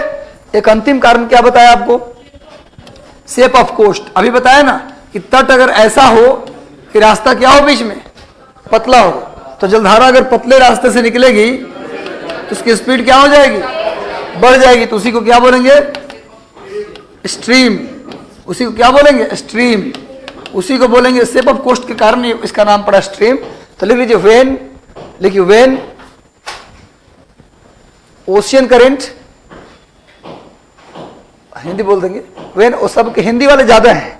When ocean current faster than its previous stage, when ocean current faster than its previous stage is known as stream. Hindi में लिख लीजिए कि जब किसी भी कारण से जलधारा की गति तेज हो जाए, जब किसी भी कारण से जलधारा की गति अपनी पिछली अवस्था से तेज हो जाए, जब किसी भी कारण से जलधारा की गति तीव्र हो जाए तो उसे स्ट्रीम कहा जाता है। जैसे गल्फ स्ट्रीम, जैसे ब्लैक स्ट्रीम ऑफ जापान है ना, जैसे गल्फ स्ट्रीम, जैसे black stream of Japan. Example में लिख सकते हैं गल्फ स्ट्रीम और ब्लैक स्ट्रीम ऑफ जापान। तो 9 कारण है। अगर परीक्षा में आ जाए लिखने के लिए मेंस में, तो सभी कारणों को लिखकर 2-2 पॉइंट सब में लिख देंगे आप 5-7 डायग्राम भी डाल देंगे। क्या, गल्फ स्ट्रीम और black stream of Japan, black काला वाला black, black stream of Japan. ये काला नहीं है, नाम दे दिया गया।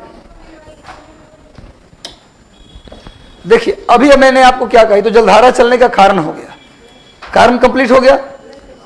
क्या छूटा, गल्फ स्ट्रीम, एक black stream of Japan. Hindi नहीं है, अंग्रेजी में लिख दीजिए ब्लैक स्ट्रीम ऑफ जापान। अब देखिए अभी आप लोगों ने लिखना बंद कर दीजिए तो बताऊं क्या, कौन सा, कोस्ट, तट का आकार। तट का आकार भी जलधारा को क्या करता है, उसकी गति को कम कर देता है या बढ़ा देता है। क्या कैसे प्रभावित करते हैं पूछ रहे हैं, तो बताया तो कि तट जिस तरह से तट होता है बना हुआ, उसके अकॉर्डिंग जलधारा की गति क्या होती है, प्रभावित होती है।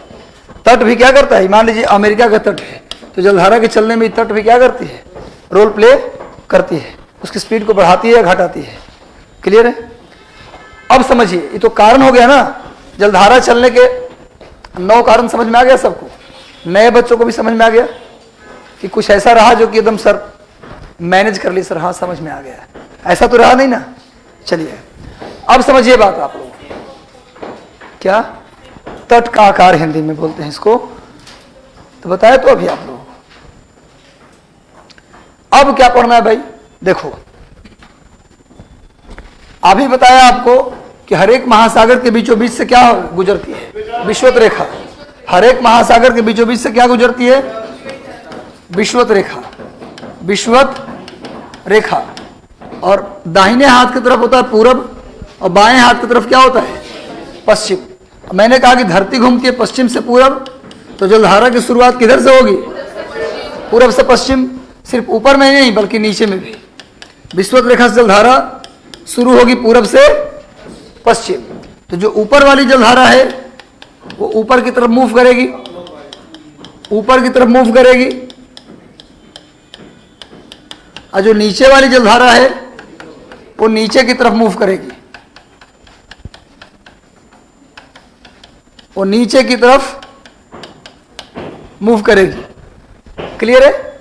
ऊपर वाला और नीचे वाला अलग, यानी बीचों बीच से अगर चलती है जलधारा तो 2 दिशाओं में बढ़ जाएगी, उत्तर और दक्षिण। यानी कि हर एक महासागर को हम जलधारा जब पढ़ेंगे तो प्रत्येक महासागर को 2 हिस्सा में बांट कर पढ़ेंगे। जैसे हम अटलांटिक महासागर की जलधारा पढ़ रहे हैं तो पढ़ेंगे उत्तरी अटलांटिक महासागर की जलधारा अलग और दक्षिणी अटलांटिक महासागर की अलग। क्लियर है? हम प्रशांत महासागर पैसिफिक ओशन की जलधारा पढ़ रहे हैं तो नॉर्थ पैसिफिक का अलग, साउथ पैसिफिक का अलग। इंडियन ओशन का पढ़ रहे हैं तो नॉर्थ इंडियन ओशन का अलग और साउथ इंडियन ओशन का अलग, उत्तरी हिंद महासागर का अलग और दक्षिणी हिंद महासागर का अलग। क्लियर है? तो इस शेप को आप बना सकते हैं शुरुआत में, फिर लिखवा इसको बना लीजिए। जलधारा का यही पैटर्न सब में रहेगा, कुछ नहीं, बस इसमें कुछ मत लिखिए। जलधारा का पैटर्न ऑफ ओशियन करंट, जलधारा का पैटर्न है ये। हर एक महासागर में यही पैटर्न फॉलो होगा जी, प्रत्येक महासागर में यही पैटर्न फॉलो होगा, लेकिन केवल उत्तरी हिंद महासागर में पैटर्न फॉलो नहीं होता। वजह के सामने इंडिया आ जाता है तो गोल बन नहीं पाता। जो गोल बना रहे हैं ना सामने में, यहां पर उत्तरी हिंद महासागर में इंडिया आ जाता है, इसीलिए यही पैटर्न प्रत्येक महासागर में फॉलो होता है, लेकिन केवल उत्तरी हिंद महासागर में ये वाला पैटर्न फॉलो नहीं होता। बना लीजिए जैसे गोल, तीर निशान गिन के मत बनाइए, आप पूरा आप ऐसे भी कर सकते हैं, पूरा ऐसे गोल बना के ऐसे कर सकते हैं।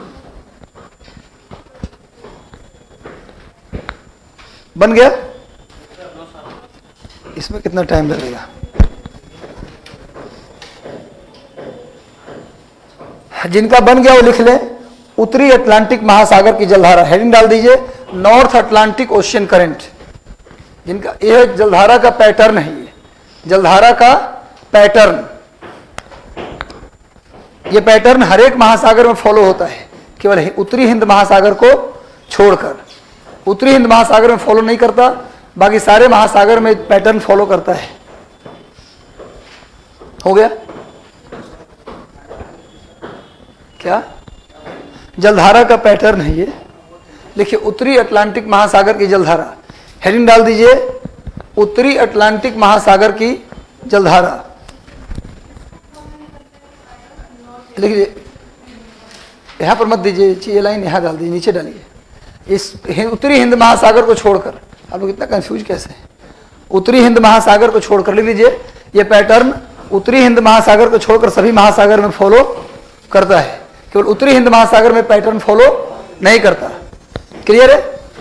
अब लिखिए उत्तरी हिंद महासागर को छोड़कर सभी महासागर में यही पैटर्न फॉलो होता है। उत्तरी हिंद महासागर को छोड़कर सभी महासागर में यही पैटर्न फॉलो होता है। यही पैटर्न मतलब ऊपर जो चित्र बनाए ना, ऊपर में जो चित्र बनाए हैं उसी चित्र में जलधारा चलती है, लेकिन उत्तरी हिंद महासागर को छोड़कर सभी महासागर में यही पैटर्न फॉलो होता है। This pattern followed in all ocean besides north Indian ocean.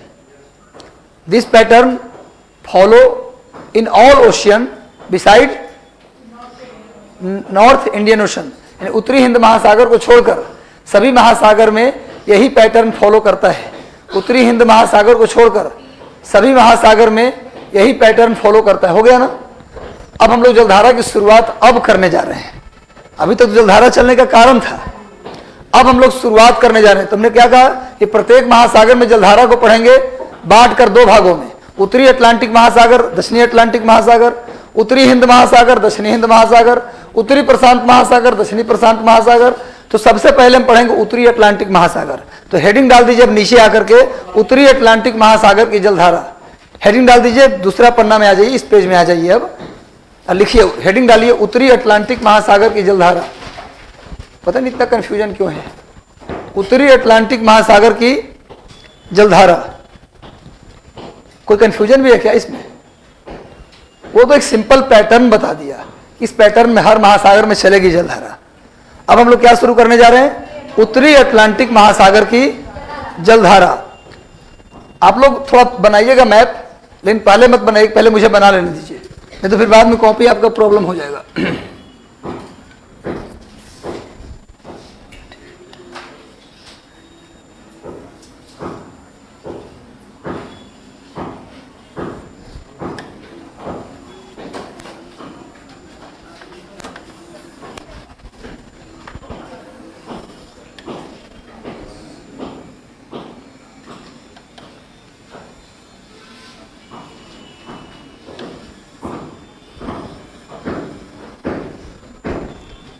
यह है नॉर्थ अमेरिका। अभी बनाइएगा मत आप लोग, नॉर्थ अमेरिका। मैप भी दिखा दूंगा आकर के। अभी अटलांटिक महासागर की जलधारा का आपको रियल मैप भी दिखा दूंगा, लेकिन पहले इसको बना लीजिए तो ज़्यादा समझ में आएगा। डायरेक्ट मैप बनाऊंगा तो मैप में दिखाऊंगा तो उतना समझ में नहीं आएगा। यह साउथ अमेरिका, यह साउथ अमेरिका, यह यूरोप, यह यूरोप, यहाँ है नॉर्वे,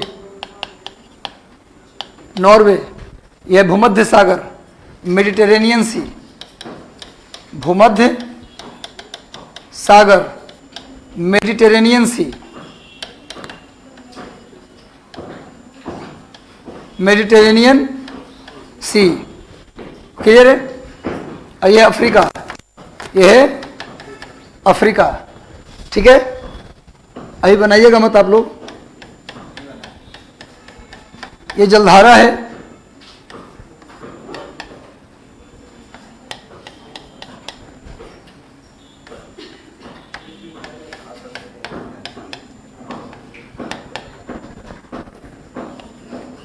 ये जगह है एक, इसका नाम देखते जाइए साथ में, लेकिन इसका नाम है न्यू फाउंडलैंड।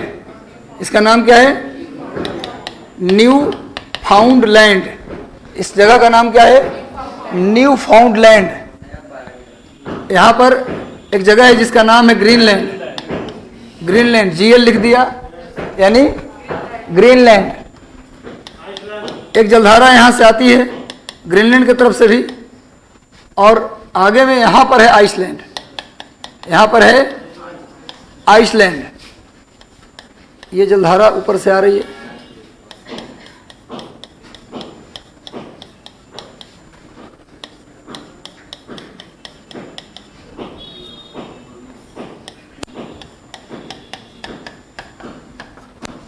इस चित्र को बना लीजिए आप लोग, या इसका आप स्क्रीनशॉट भी ले सकते हैं, फोटो खींच सकते हैं, बाद में बना सकते हैं।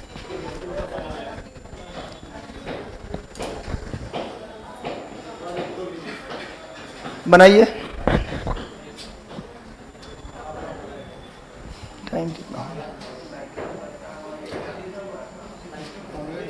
कोई देख ली, देख ली, हो गया। फोटो खींचने में तो टाइम नहीं लगना चाहिए, बना लीजिए, वो ज्यादा अच्छा है।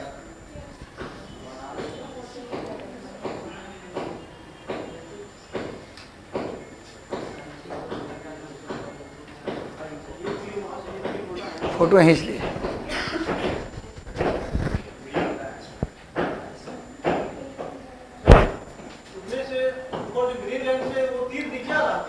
हाँ जी, जलधारा है ये।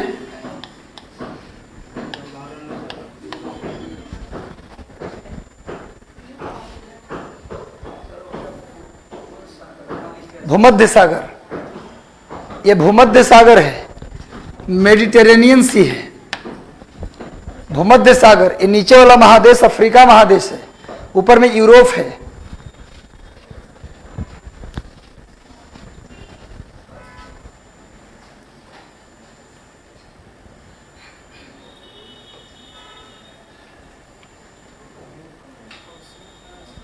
ये साउथ अमेरिका है, ये दक्षिण अमेरिका है,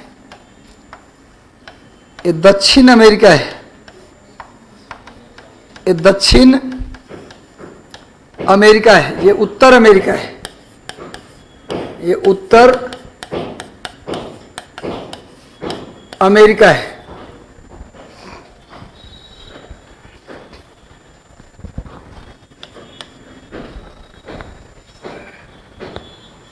बताइए, आप जलधारा को यहां मिलता हुआ दिखाइए। इधर से नीचे से जो आ रही है और जो ऊपर से आ रही है, दोनों यहां पर मिलते हैं आकर के।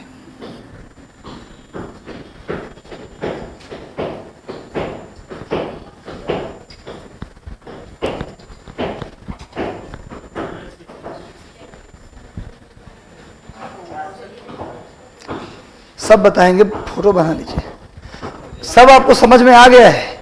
जलधारा के कारण, चलने का जो कारण है उस समझ में आ गया, तो ये सब कुछ नहीं है। एक सेकंड में सब याद हो जाएगा, सारा जलधारा यहीं याद।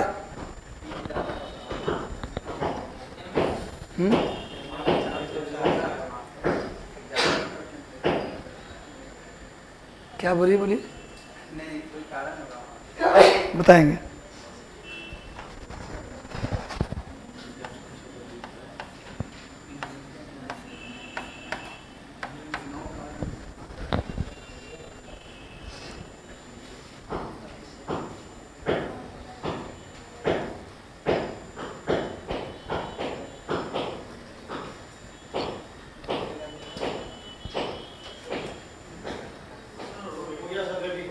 नहीं, बाकी लोग को बनाने दीजिए, थोड़ा 2 मिनट और लग जाएगा। हाँ, MS यहाँ लिखा हूँ, मैं मतलब शॉर्ट में लिख दिया। ये भूमध्य सागर है, ये नीचे अफ्रीका है, ये यूरोप लिखा है, ये नॉर्वे लिखा है।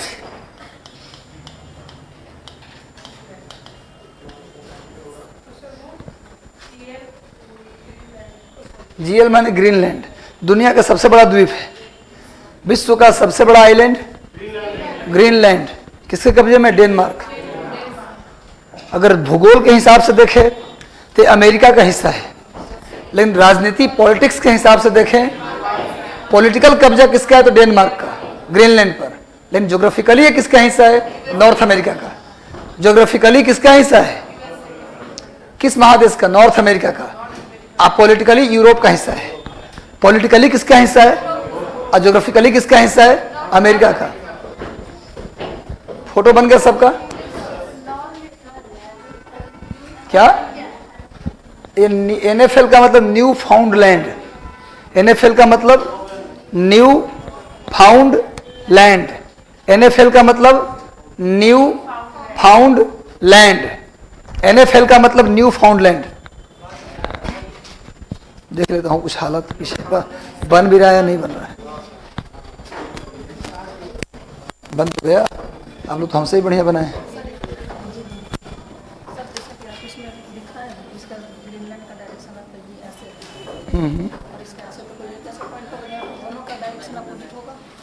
कहाँ माने?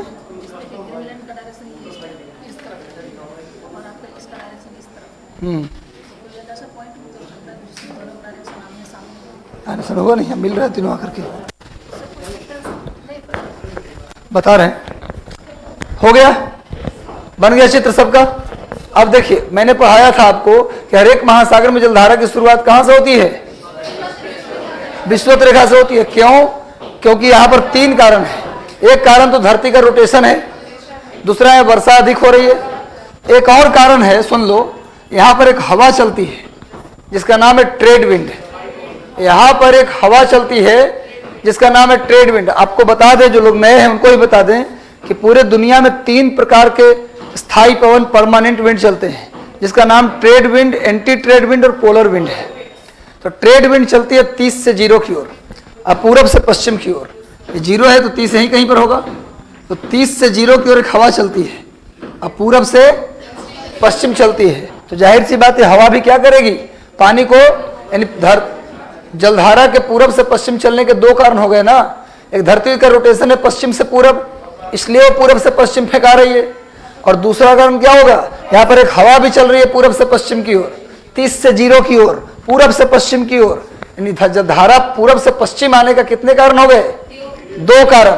एक कारण क्या हो गया? धरती का रोटेशन, धरती घूमती है पश्चिम से पूरब, इसलिए भी पूरब से पश्चिम आ रही है। और यहाँ एक हवा भी चलती है पूरब से पश्चिम, वो हवा भी क्या कर रही है? इसको पूरब से पश्चिम की ओर मूव करा दे रही है। और आपको बताया था कि जो जलधारा हवा के कारण चले उसे क्या बोलते हैं? प्रवाह। उसे क्या बोलते हैं? ड्रिफ्ट। और चूंकि ये कहां से चल रही है? विषुवत रेखा से।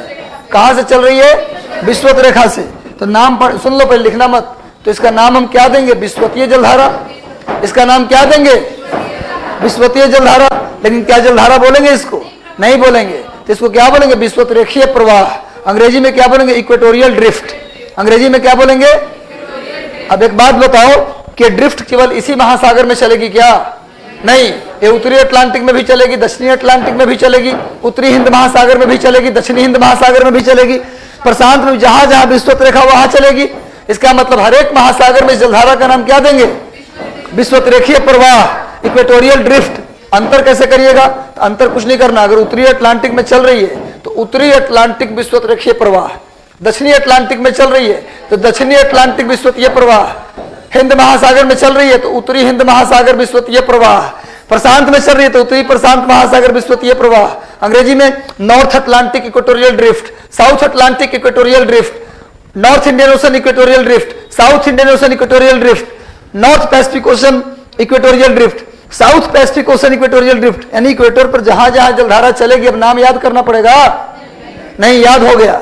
हर एक महासागर में विषुवत रेखा के पास जो धारा चलेगी उसे क्या बोलेंगे, इक्वेटोरियल ड्रिफ्ट, बस नाम में पीछे उस महासागर का नाम जोड़ देंगे, तो इसका नाम क्या देंगे, north Atlantic equatorial drift. Hindi में क्या बोलेंगे, उत्तरी अटलांटिक विश्वतीय प्रवाह।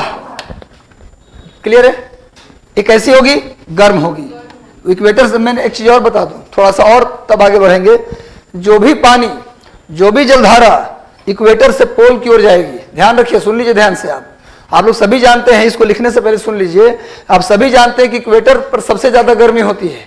इक्वेटर से जैसे जैसे आप पोल की ओर जाएंगे टेम्परेचर कम होता जाता है। सबसे कम तापमान पोल पर होता है, सबको पता होगा।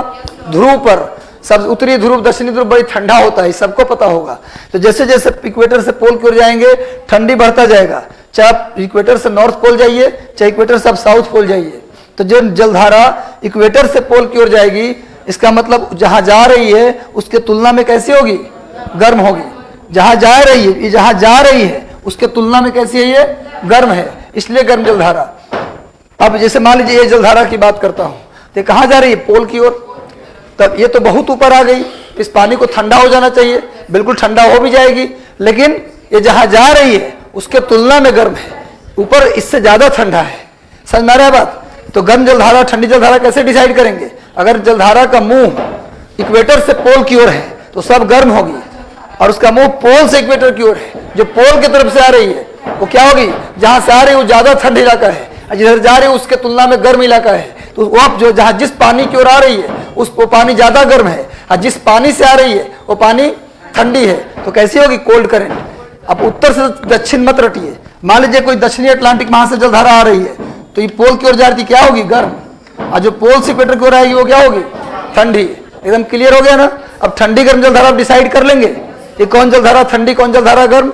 तो क्या हुआ भाई, इक्वेटर के पास से चली जलधारा, इसका नाम क्या दे दिए, उत्तरी अटलांटिक विश्वतीय प्रवाह। यहां पर आप जानते हैं कैरेबियन सी है, यहां पर कौन सा सागर है, कैरेबियन सागर, कैरेबियन सी। कल क्वेश्चन आया परसों यूपीपीसीएस में कि इनमें से कौन सा द्वीप कैरेबियन सी में नहीं है, इनमें से कौन सा आइलैंड कैरेबियन सागर में नहीं है, क्वेश्चन आया है। आप जानते हैं कैरेबियन सागर में वेस्ट इंडीज है, कैरेबियन सागर में वेस्ट इंडीज है, तभी तो वेस्ट इंडीज के क्रिकेटर मैच खेलने आते हैं तो उनको क्या बोलते हैं, कैरेबियन से मैच है।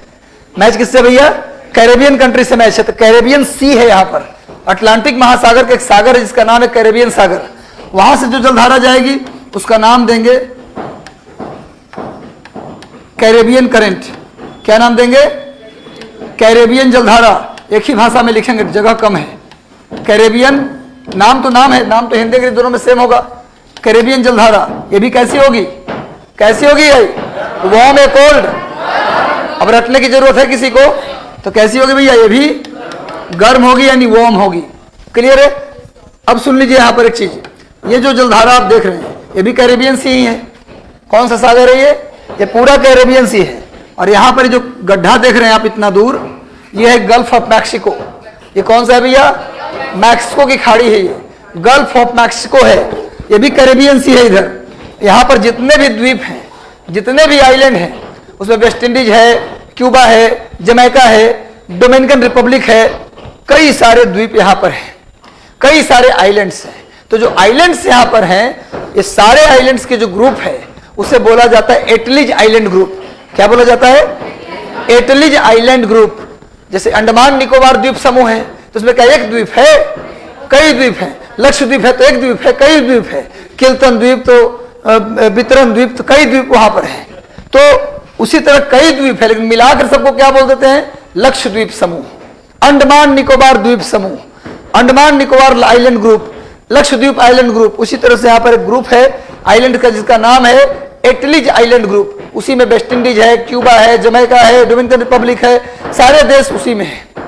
जमैका नाम सुना होगा, जहां हुसैन बोल्ट सबसे तेज धावक उसेन बोल्ट कहाँ के थे? जमैका। क्यूबा, चीनी का कटोरा आपने नाम सुना होगा। क्रिस गेल, ये सब कहाँ के हैं? जमैका नहीं कहिए, मतलब वेस्ट इंडीज का ही पार्ट है सब। हाँ, जमैका सब पूरा क्षेत्र को क्या बोलते हैं? West Indies. अब सुनिए, ये पूरे द्वीप समूह को क्या बोलते हैं? एटलीज आइलैंड ग्रुप। अब वहां से जलधारा निकल रही है, तो जलधारा का जो अंदर वाला शाखा है उसको हम एटलीज करंट बोलते हैं। एटलीज करंट नाम याद करना पड़ रहा है आप लोगों को।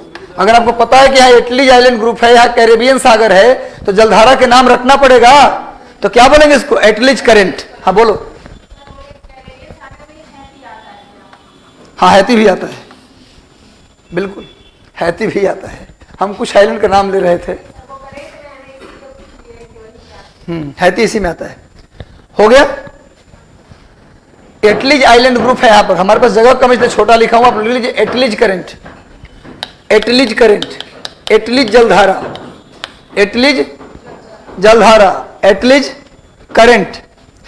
हो गया क्लियर? समझ में आ गया आप लोगों को? एटलीज करंट समझ में आया? अब भूलेंगे आप कभी? कैसी है? कोल्ड की वॉर्म, कोल्ड ना वो, इसका मतलब कि आपको समझ में आ गया। अब आइए, यहां पर एक अमेरिका का राज्य है। अमेरिका में कुल 50 राज्य हैं। जैसे इंडिया में 28 राज्य है ना, वैसे अमेरिका में कितने स्टेट हैं? 50। उसमें एक स्टेट उसका है फ्लोरिडा। यही फ्लोरिडा जो लटका हुआ नीचे देखते हैं ना आप अमेरिका में, वो कौन सा राज्य है अमेरिका का? फ्लोरिडा। फ्लोरिडा में ही मियामी बीच है। मियामी एक बीच है। फ्लोरिडा में जाइएगा ना तो दुनिया का सबसे खूबसूरत और सबसे महंगा बीच कौन सा है? मियामी। मियामी में लोग जाके अपना ओशन बात करते हैं। और वहीं पर फ्लोरिडा में ही मियामी बीच है। और वहीं पर एक जगह और है अमेरिका का, जहां से अमेरिका में सेटेलाइट छोड़ा जाता है। जैसे इंडिया में श्रीहरिकोटा में सेटेलाइट छोड़ते हैं। इंडिया में श्रीहरिकोटा और एक और जगह तुमकुर। इंडिया में 2 जगह सेटेलाइट अब छोड़ते हैं। पहले छोड़ते थे सारा सेटेलाइट श्रीहरिकोटा से, लेकिन अब बड़े सेटेलाइट को छोड़ेंगे श्रीहरिकोटा से, और छोटे सेटेलाइट तमिलनाडु के तुमकुर से छोड़ेंगे। अब नया करंट अफेयर है, एक नया बनाया है तुमकुर, वहां से छोटे सेटेलाइट लॉन्च करेंगे। अब बड़े सेटेलाइट को कहां लॉन्च करेंगे? श्रीहरिकोटा से। लेकिन अमेरिका का जो सेटेलाइट लॉन्चिंग सेंटर है वो फ्लोरिडा में ही है। उसका नाम है केप कैनेवरल। 2009 के आईएएस के एग्जाम का क्वेश्चन देखिएगा, सिविल सर्विसेज 2009 का पेपर देखिए प्री का, उसमें पूछा है कि अमेरिका का satellite launching center Cape Canaveral America के किस राज्य में है? यही क्वेश्चन था। तो कौन से राज्य में है? फ्लोरिडा में। यह प्रश्न आया हुआ है 2009 के आईएएस के प्री में। तो ये हो सकता है बीपीएससी में पूछ ले, तो लिख लीजिएगा। 9 तो साइड में कहीं फोटो के आसपास नहीं, कहीं दूर हटके लिख लीजिए कि अमेरिका का satellite launching center Cape Canaveral. GK हो गया, ये जलधारा से इस लाइन का कोई मतलब नहीं है। देखिए, अमेरिका का सैटेलाइट लॉन्चिंग सेंटर, उपग्रह प्रक्षेपण केंद्र, अमेरिका का उपग्रह प्रक्षेपण केंद्र यानी सैटेलाइट लॉन्चिंग सेंटर कहाँ है जी? अमेरिका के केप कैनेवरल अमेरिका के फ्लोरिडा में है।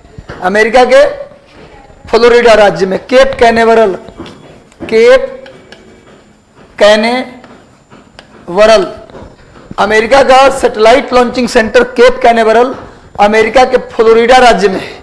अमेरिका के किस राज्य में है? फ्लोरिडा राज्य में है। और वहीं पर मियामी बीच भी है, ये भी लिख सकते हैं आप लोग। केप कैनेवरल अमेरिका के satellite launching center Cape Canaveral, ये अमेरिका के किस जगह पे भैया? फ्लोरिडा राज्य में, उसी में मियामी बीच भी है। अब सुनो, ये जलधारा जो है नोट कर लिए, केप कैनेवरल जी।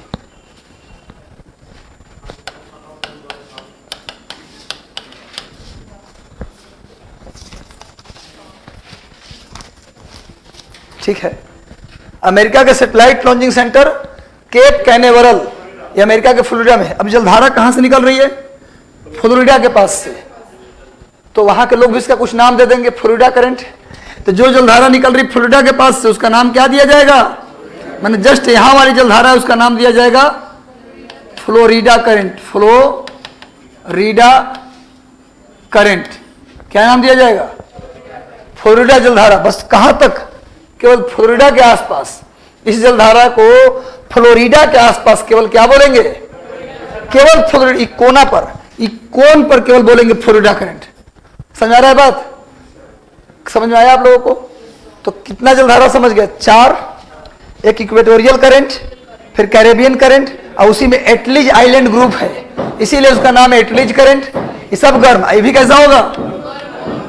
ये भी कैसा होगा? गर्म, वार्म। क्लियर है? यहां तक समझ में आ रहा है बात? अब देखिए ध्यान से, यहां पर फ्लोरिडा है और यहां कई सारे द्वीप हैं कैरेबियन सागर में, तो रास्ता बहुत पतला हो जाता है। रास्ता क्या हो जाता है? पतला। और आप जानते हैं रास्ता पतला हो जाए तो जलधारा की गति क्या हो जाती है? बढ़ जाती है। तो उसका नाम क्या देते हैं? स्ट्रीम। सुन लो, ये क्या है? गल्फ ऑफ मैक्सिको है। ये है क्या? Gulf of Mexico. मैक्सिको की खाड़ी, गल्फ ऑफ, गल्फ खाड़ी को अंग्रेजी में बोलते हैं गल्फ। तो ये जलधारा निकल के कहां से आ रही है? गल्फ से।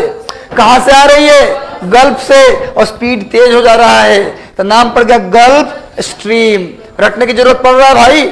इसका नाम जो आगे निकल के आया उसका नाम क्या देंगे? Gulf stream. इसको हिंदी में भी लिख दीजिए, गल्फ स्ट्रीम। कैसी होगी? वार्म। कैसी होगी? गर्म होगी। रटना नहीं पड़ रहा है ना? गल्फ ऑफ मैक्सिको, तो गल्फ से निकल रही तो नाम पड़ गया गल्फ, और निकल तेज हो गई तो नाम पड़ गया स्ट्रीम, गल्फ स्ट्रीम। जलधारा भी कैसी है? गर्म। अभी तक ठंडी जलधारा से मुलाकात नहीं हुई है। तो गल्फ स्ट्रीम कैसी है? गर्म है। और कहां से चल रही है? अमेरिका के तट से। कहां से चल रही है? अमेरिका के तट से। और जो जलधारा अमेरिका के तट से चल रही है, कहीं से भी गर्म जलधारा चले, किसी भी तट से अगर गर्म जलधारा चले तो वहां अच्छी बारिश होती है। क्या होती है भाई? अच्छी बारिश। और जहां ठंडी जलधारा चले वहां वर्षा नहीं होती। तो गर्म जलधारा चलेगी तो अच्छी बारिश होगी, तो जाहिर सी बात है चावल की खेती, सब्जी की खेती बहुत बढ़िया होगा। यानी वो जलधारा इकोनॉमिकली लाभ पहुंचाएगा कि हानि? लाभ। यानी जहां से भी गर्म जलधारा चलेगी तट पर क्या होगा उसका प्रभाव? प्रॉफिटेबल या लॉसेबल?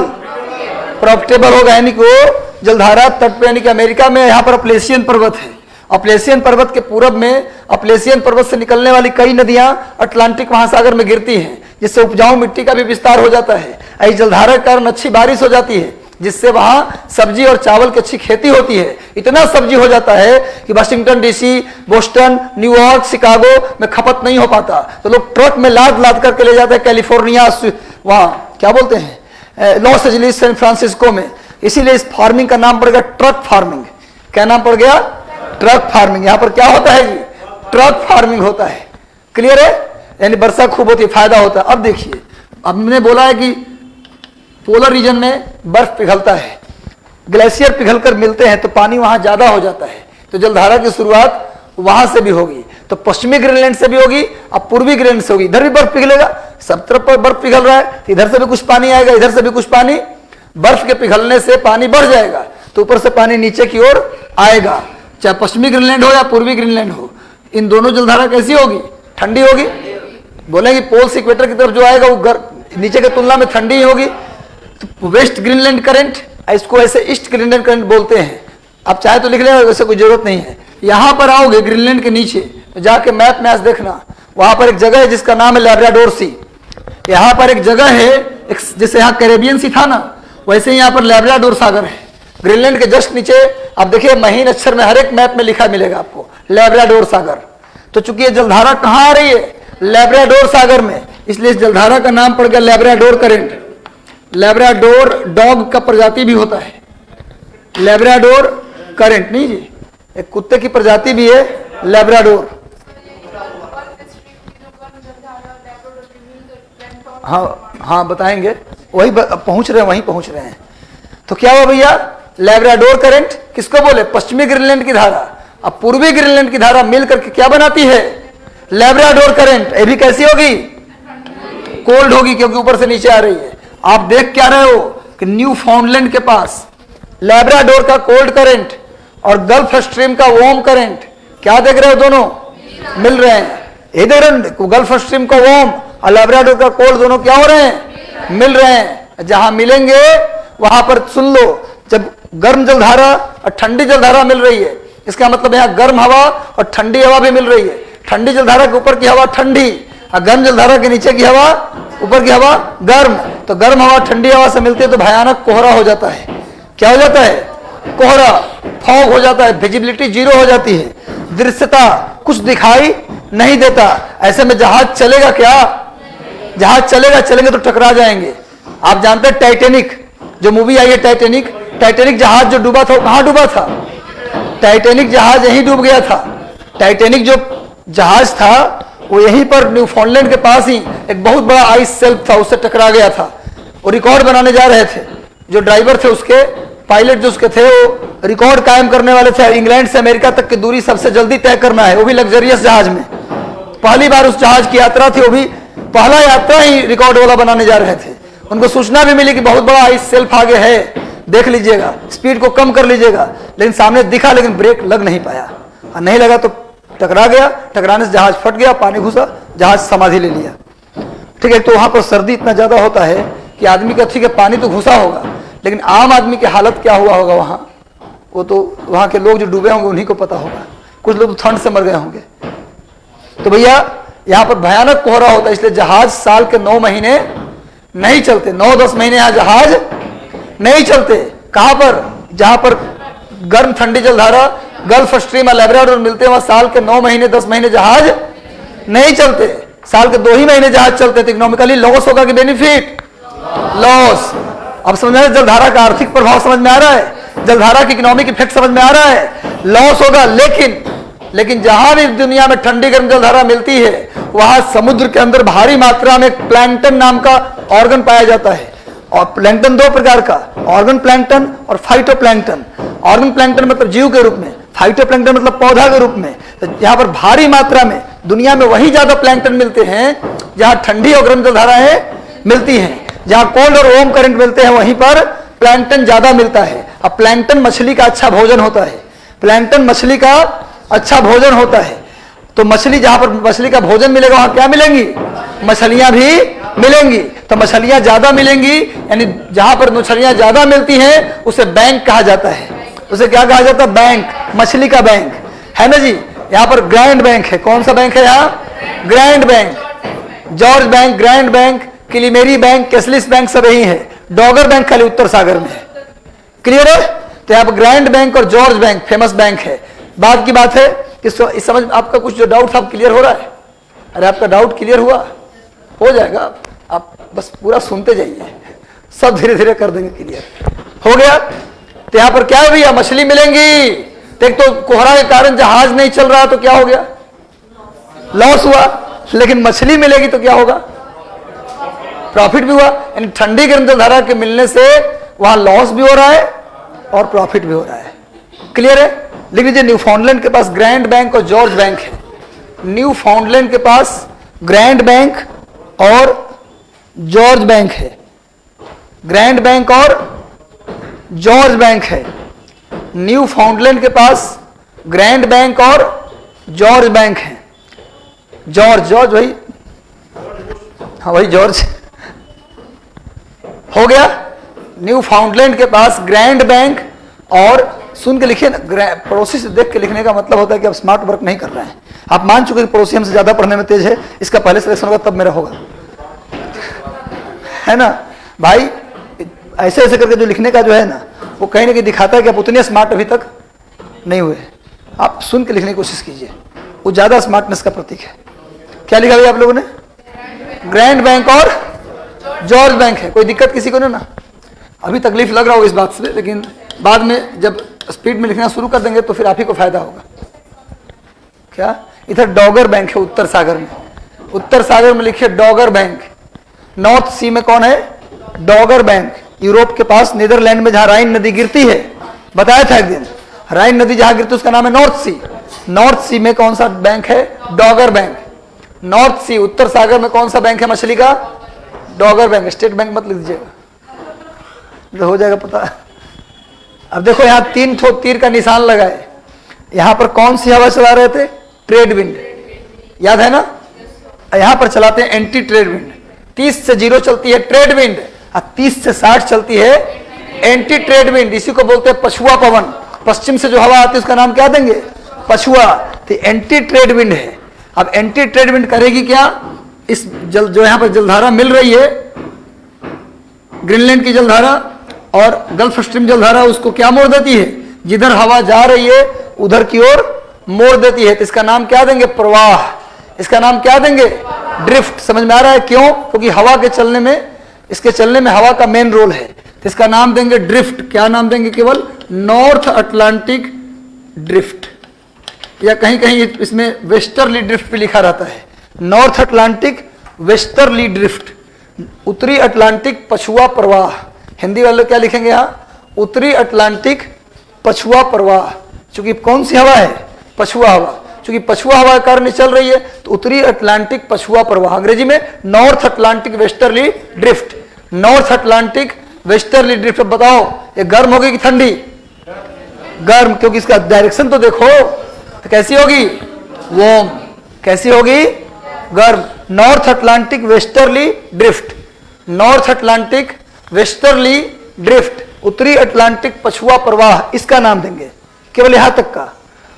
कैसे होगी? गर्म। अब इसका देख लो 3 शाखा। इस जलधारा कितनी शाखाएं बट गई? 3। एक आइसलैंड के पास से जा रही है, एक नॉर्वे के पास चली जा रही है, नॉर्वेजियन सी। यहां पर कौन सागर है? नॉर्वेजियन सी, यहां आइसलैंड के पास से। और एक नीचे आ रही कैनारी द्वीप। यहां पर कौन सा द्वीप है? कैनारी द्वीप है, पुर्तगाल के कब्जे में। पुर्तगाल के कब्जे में एक द्वीप है जिसका नाम है कैनारी आइलैंड। यहां पर एक आइलैंड है कैनारी द्वीप, कनारी द्वीप। इसलिए नाम जलधारा का क्या पड़ जाएगा?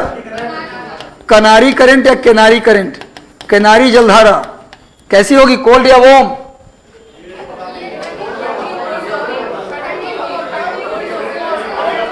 ये पता कैसे नहीं है? जो जिसका मुंह रहेगा पोल से इक्वेटर की ओर, वो सब ठंडी। आज तो बताया ही है। कैसी होगी भाई? कोल्ड। कैसी होगी? ठंडी होगी। क्लियर है? कहीं रटने की जरूरत तो नहीं पड़ रहा है ना।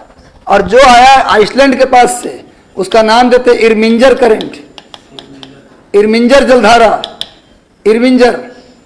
और नॉर्वे के पास से जो है उसका नाम है Norway current, Norway current, Norway जलधारा, नॉर्वे जलधारा। जगह कम है, आप लोग लिख लीजिए। इसको बोलेंगे इरमिंजर करंट, इरमिंजर,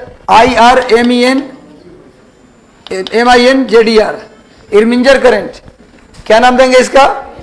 इरमिंजर करंट। इसका नाम क्या देंगे? Norway current. क्योंकि नॉर्वे के पास से आया तो नॉर्वे करंट रटना पड़ रहा है क्या? केवल इसको याद करना पड़ेगा। आइसलैंड के पास वाले को केवल इसको केवल याद करना पड़ेगा। इरमिंजर करंट नया है। बाकी नॉर्वे सी में आया तो नॉर्वे करंट, कैनारी के पास से आया तो कैनारी करंट। रटना तो पड़ नहीं रहा है। इस दोनों कैसी होगी? नॉर्वे करंट और इरमिंजर करंट कैसी? अरे जिससे पूछता हूं बताओ। गर्म कंफर्म है? हाँ बिल्कुल गर्म होगी। कैसी होगी? वार्म। कैसी होगी? गर्म। अब सुनो, अब इसका बोले सर यहां तो बता दिया कि जहां से गर्म जलधारा चलती है वहां अच्छी बारिश होती है, फायदा होता है, सब्जी चावल की खेती कर लेते हैं। सर इस गर्म जलधारा से क्या होता है? इस गर्म जलधारा का क्या रोल है? इससे कोई फायदा है या कुछ घाटा है? मैं बता दूं कि जो नॉर्वे और आइसलैंड का जो एरिया है वो इतना ठंडा वाला एरिया है, इतना ज्यादा पूरे साल यहाँ टेम्परेचर माइनस में होता है। नॉर्वे आइसलैंड का जो एरिया है ना, पूरे साल टेम्परेचर माइनस में होता है। यानी यहाँ के समुद्र क्या हो जाएगा? पूरे साल फ्रीज हो जाएगा। यहाँ के समुद्र पूरे साल क्या हो जाएगा? जम जाएगा। और साल भर जहाज नहीं चलेंगे। जम जाएगा जब समुद्र, तो जहाज चल पाएंगे क्या? नहीं चलेंगे जहाज। और जहाज नहीं चलेंगे तो इकोनॉमिकली क्या होना चाहिए था? लॉस। लेकिन इस इरमिंजर और नॉर्वे वार्म करंट के कारण समुद्र फ्रीज नहीं हो पाता, जिस कारण साल के 9 महीने जहाज को बंद रहना चाहिए था, लेकिन साल के 9 महीने जहाज यहाँ चलता रहता है। तो यहाँ खेती के कारण फायदा नहीं है। यहाँ फायदा क्या है कि इस गर्म जलधारा के कारण समुद्र को जमने नहीं दे रहा है, जिस कारण से नॉर्वे और आइसलैंड का जो बंदरगाह है वो साल के 9 महीने खुला रह रहा है, जिससे यातायात ट्रेड जारी रह रहा है। समझ में आया कि कैसे फायदा दिया इकोनॉमिकली? समझ में आया बात? अब आइए, एक जलधारा नीचे की ओर है कनारी करंट, और जहां पर कोल्ड करंट चलती है वहां वर्षा नहीं होती, तो क्या विकसित होगा? डेजर्ट। क्या बनेगा? मरुस्थल। क्या बनेगा? मरुस्थल। कौन सा? सहारा मरुस्थल। यहाँ कौन सा मरुस्थल है जी? सहारा। पूछा जाए किनारी करंट के कारण कौन सी मरुस्थल का विकास होता है? सहारा। सहारा मरुस्थल का विकास किस ठंडी जलधारा से होता है? किनारी कोल्ड करंट। किनारी ठंडी जलधारा से कौन सा मरुस्थल बनता है? जहां गर्म जलधारा चले वहां खूब बारिश, और जहां ठंडी जलधारा वहां वर्षा नहीं होती।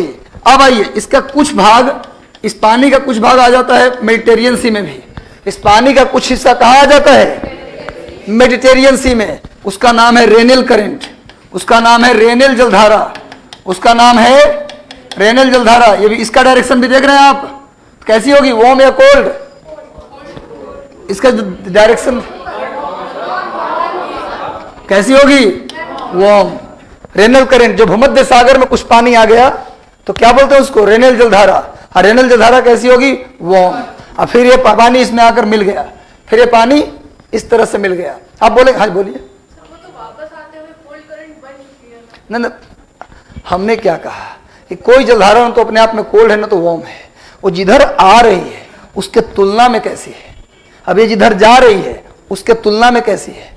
अब आया समझ में, कोई दिक्कत नहीं। अपने सर की किनारी करंट को नीचे आने की क्या जरूरत थी, फिर इस पानी को नीचे आने की क्या जरूरत थी। अरे पानी लगातार जब यहां से जलधारा चलेगी तो ये इलाका खाली हो जाएगा, पानी कम हो जाएगा, इसको भरने के लिए ऊपर से पानी आएगा। समझ में आ रहा है बात। और ये सर्किल बन जाता है। और अब देखो बीच का जो हिस्सा है ना, समुद्र के बीच का हिस्सा, वहां पर कोई जलधारा नहीं चलती। समुद्र के बीच के हिस्से में कोई जलधारा नहीं चलती। वहां एक विशेष प्रकार का घास मिलता है, वहां एक विशेष प्रकार का घास मिलता है। उस घास को बोला जाता है, उस घास को बोला जाता है सारगैसो घास। उस घास का नाम क्या है, यहां एक विशेष प्रकार का, अच्छा मिट गया क्या इधर से, कोई बात नहीं, यहां कोई बात बना लिए थे ना आप लोग। यहां एक विशेष प्रकार का घास मिलता है। उस घास को क्या बोलते हैं, समुद्र के बीचों बीच, उसका नाम है सारगैसम घास। घास का नाम है सारगैसम घास, सारगैसम घास। इसीलिए इस समुद्र का नाम भी क्या पड़ गया बीच में। हर एक महासागर के बीच के पानी को फिर क्या बोल देते हैं, सारगैसो सागर। तो समुद्र के बीच वाला हिस्सा में क्या लिख दीजिए, सारगैसो सागर। जगह खाली है तो लिख दीजिए सार, वाइट ठीक है, सारगैसो, ये सब कैसे हो गया,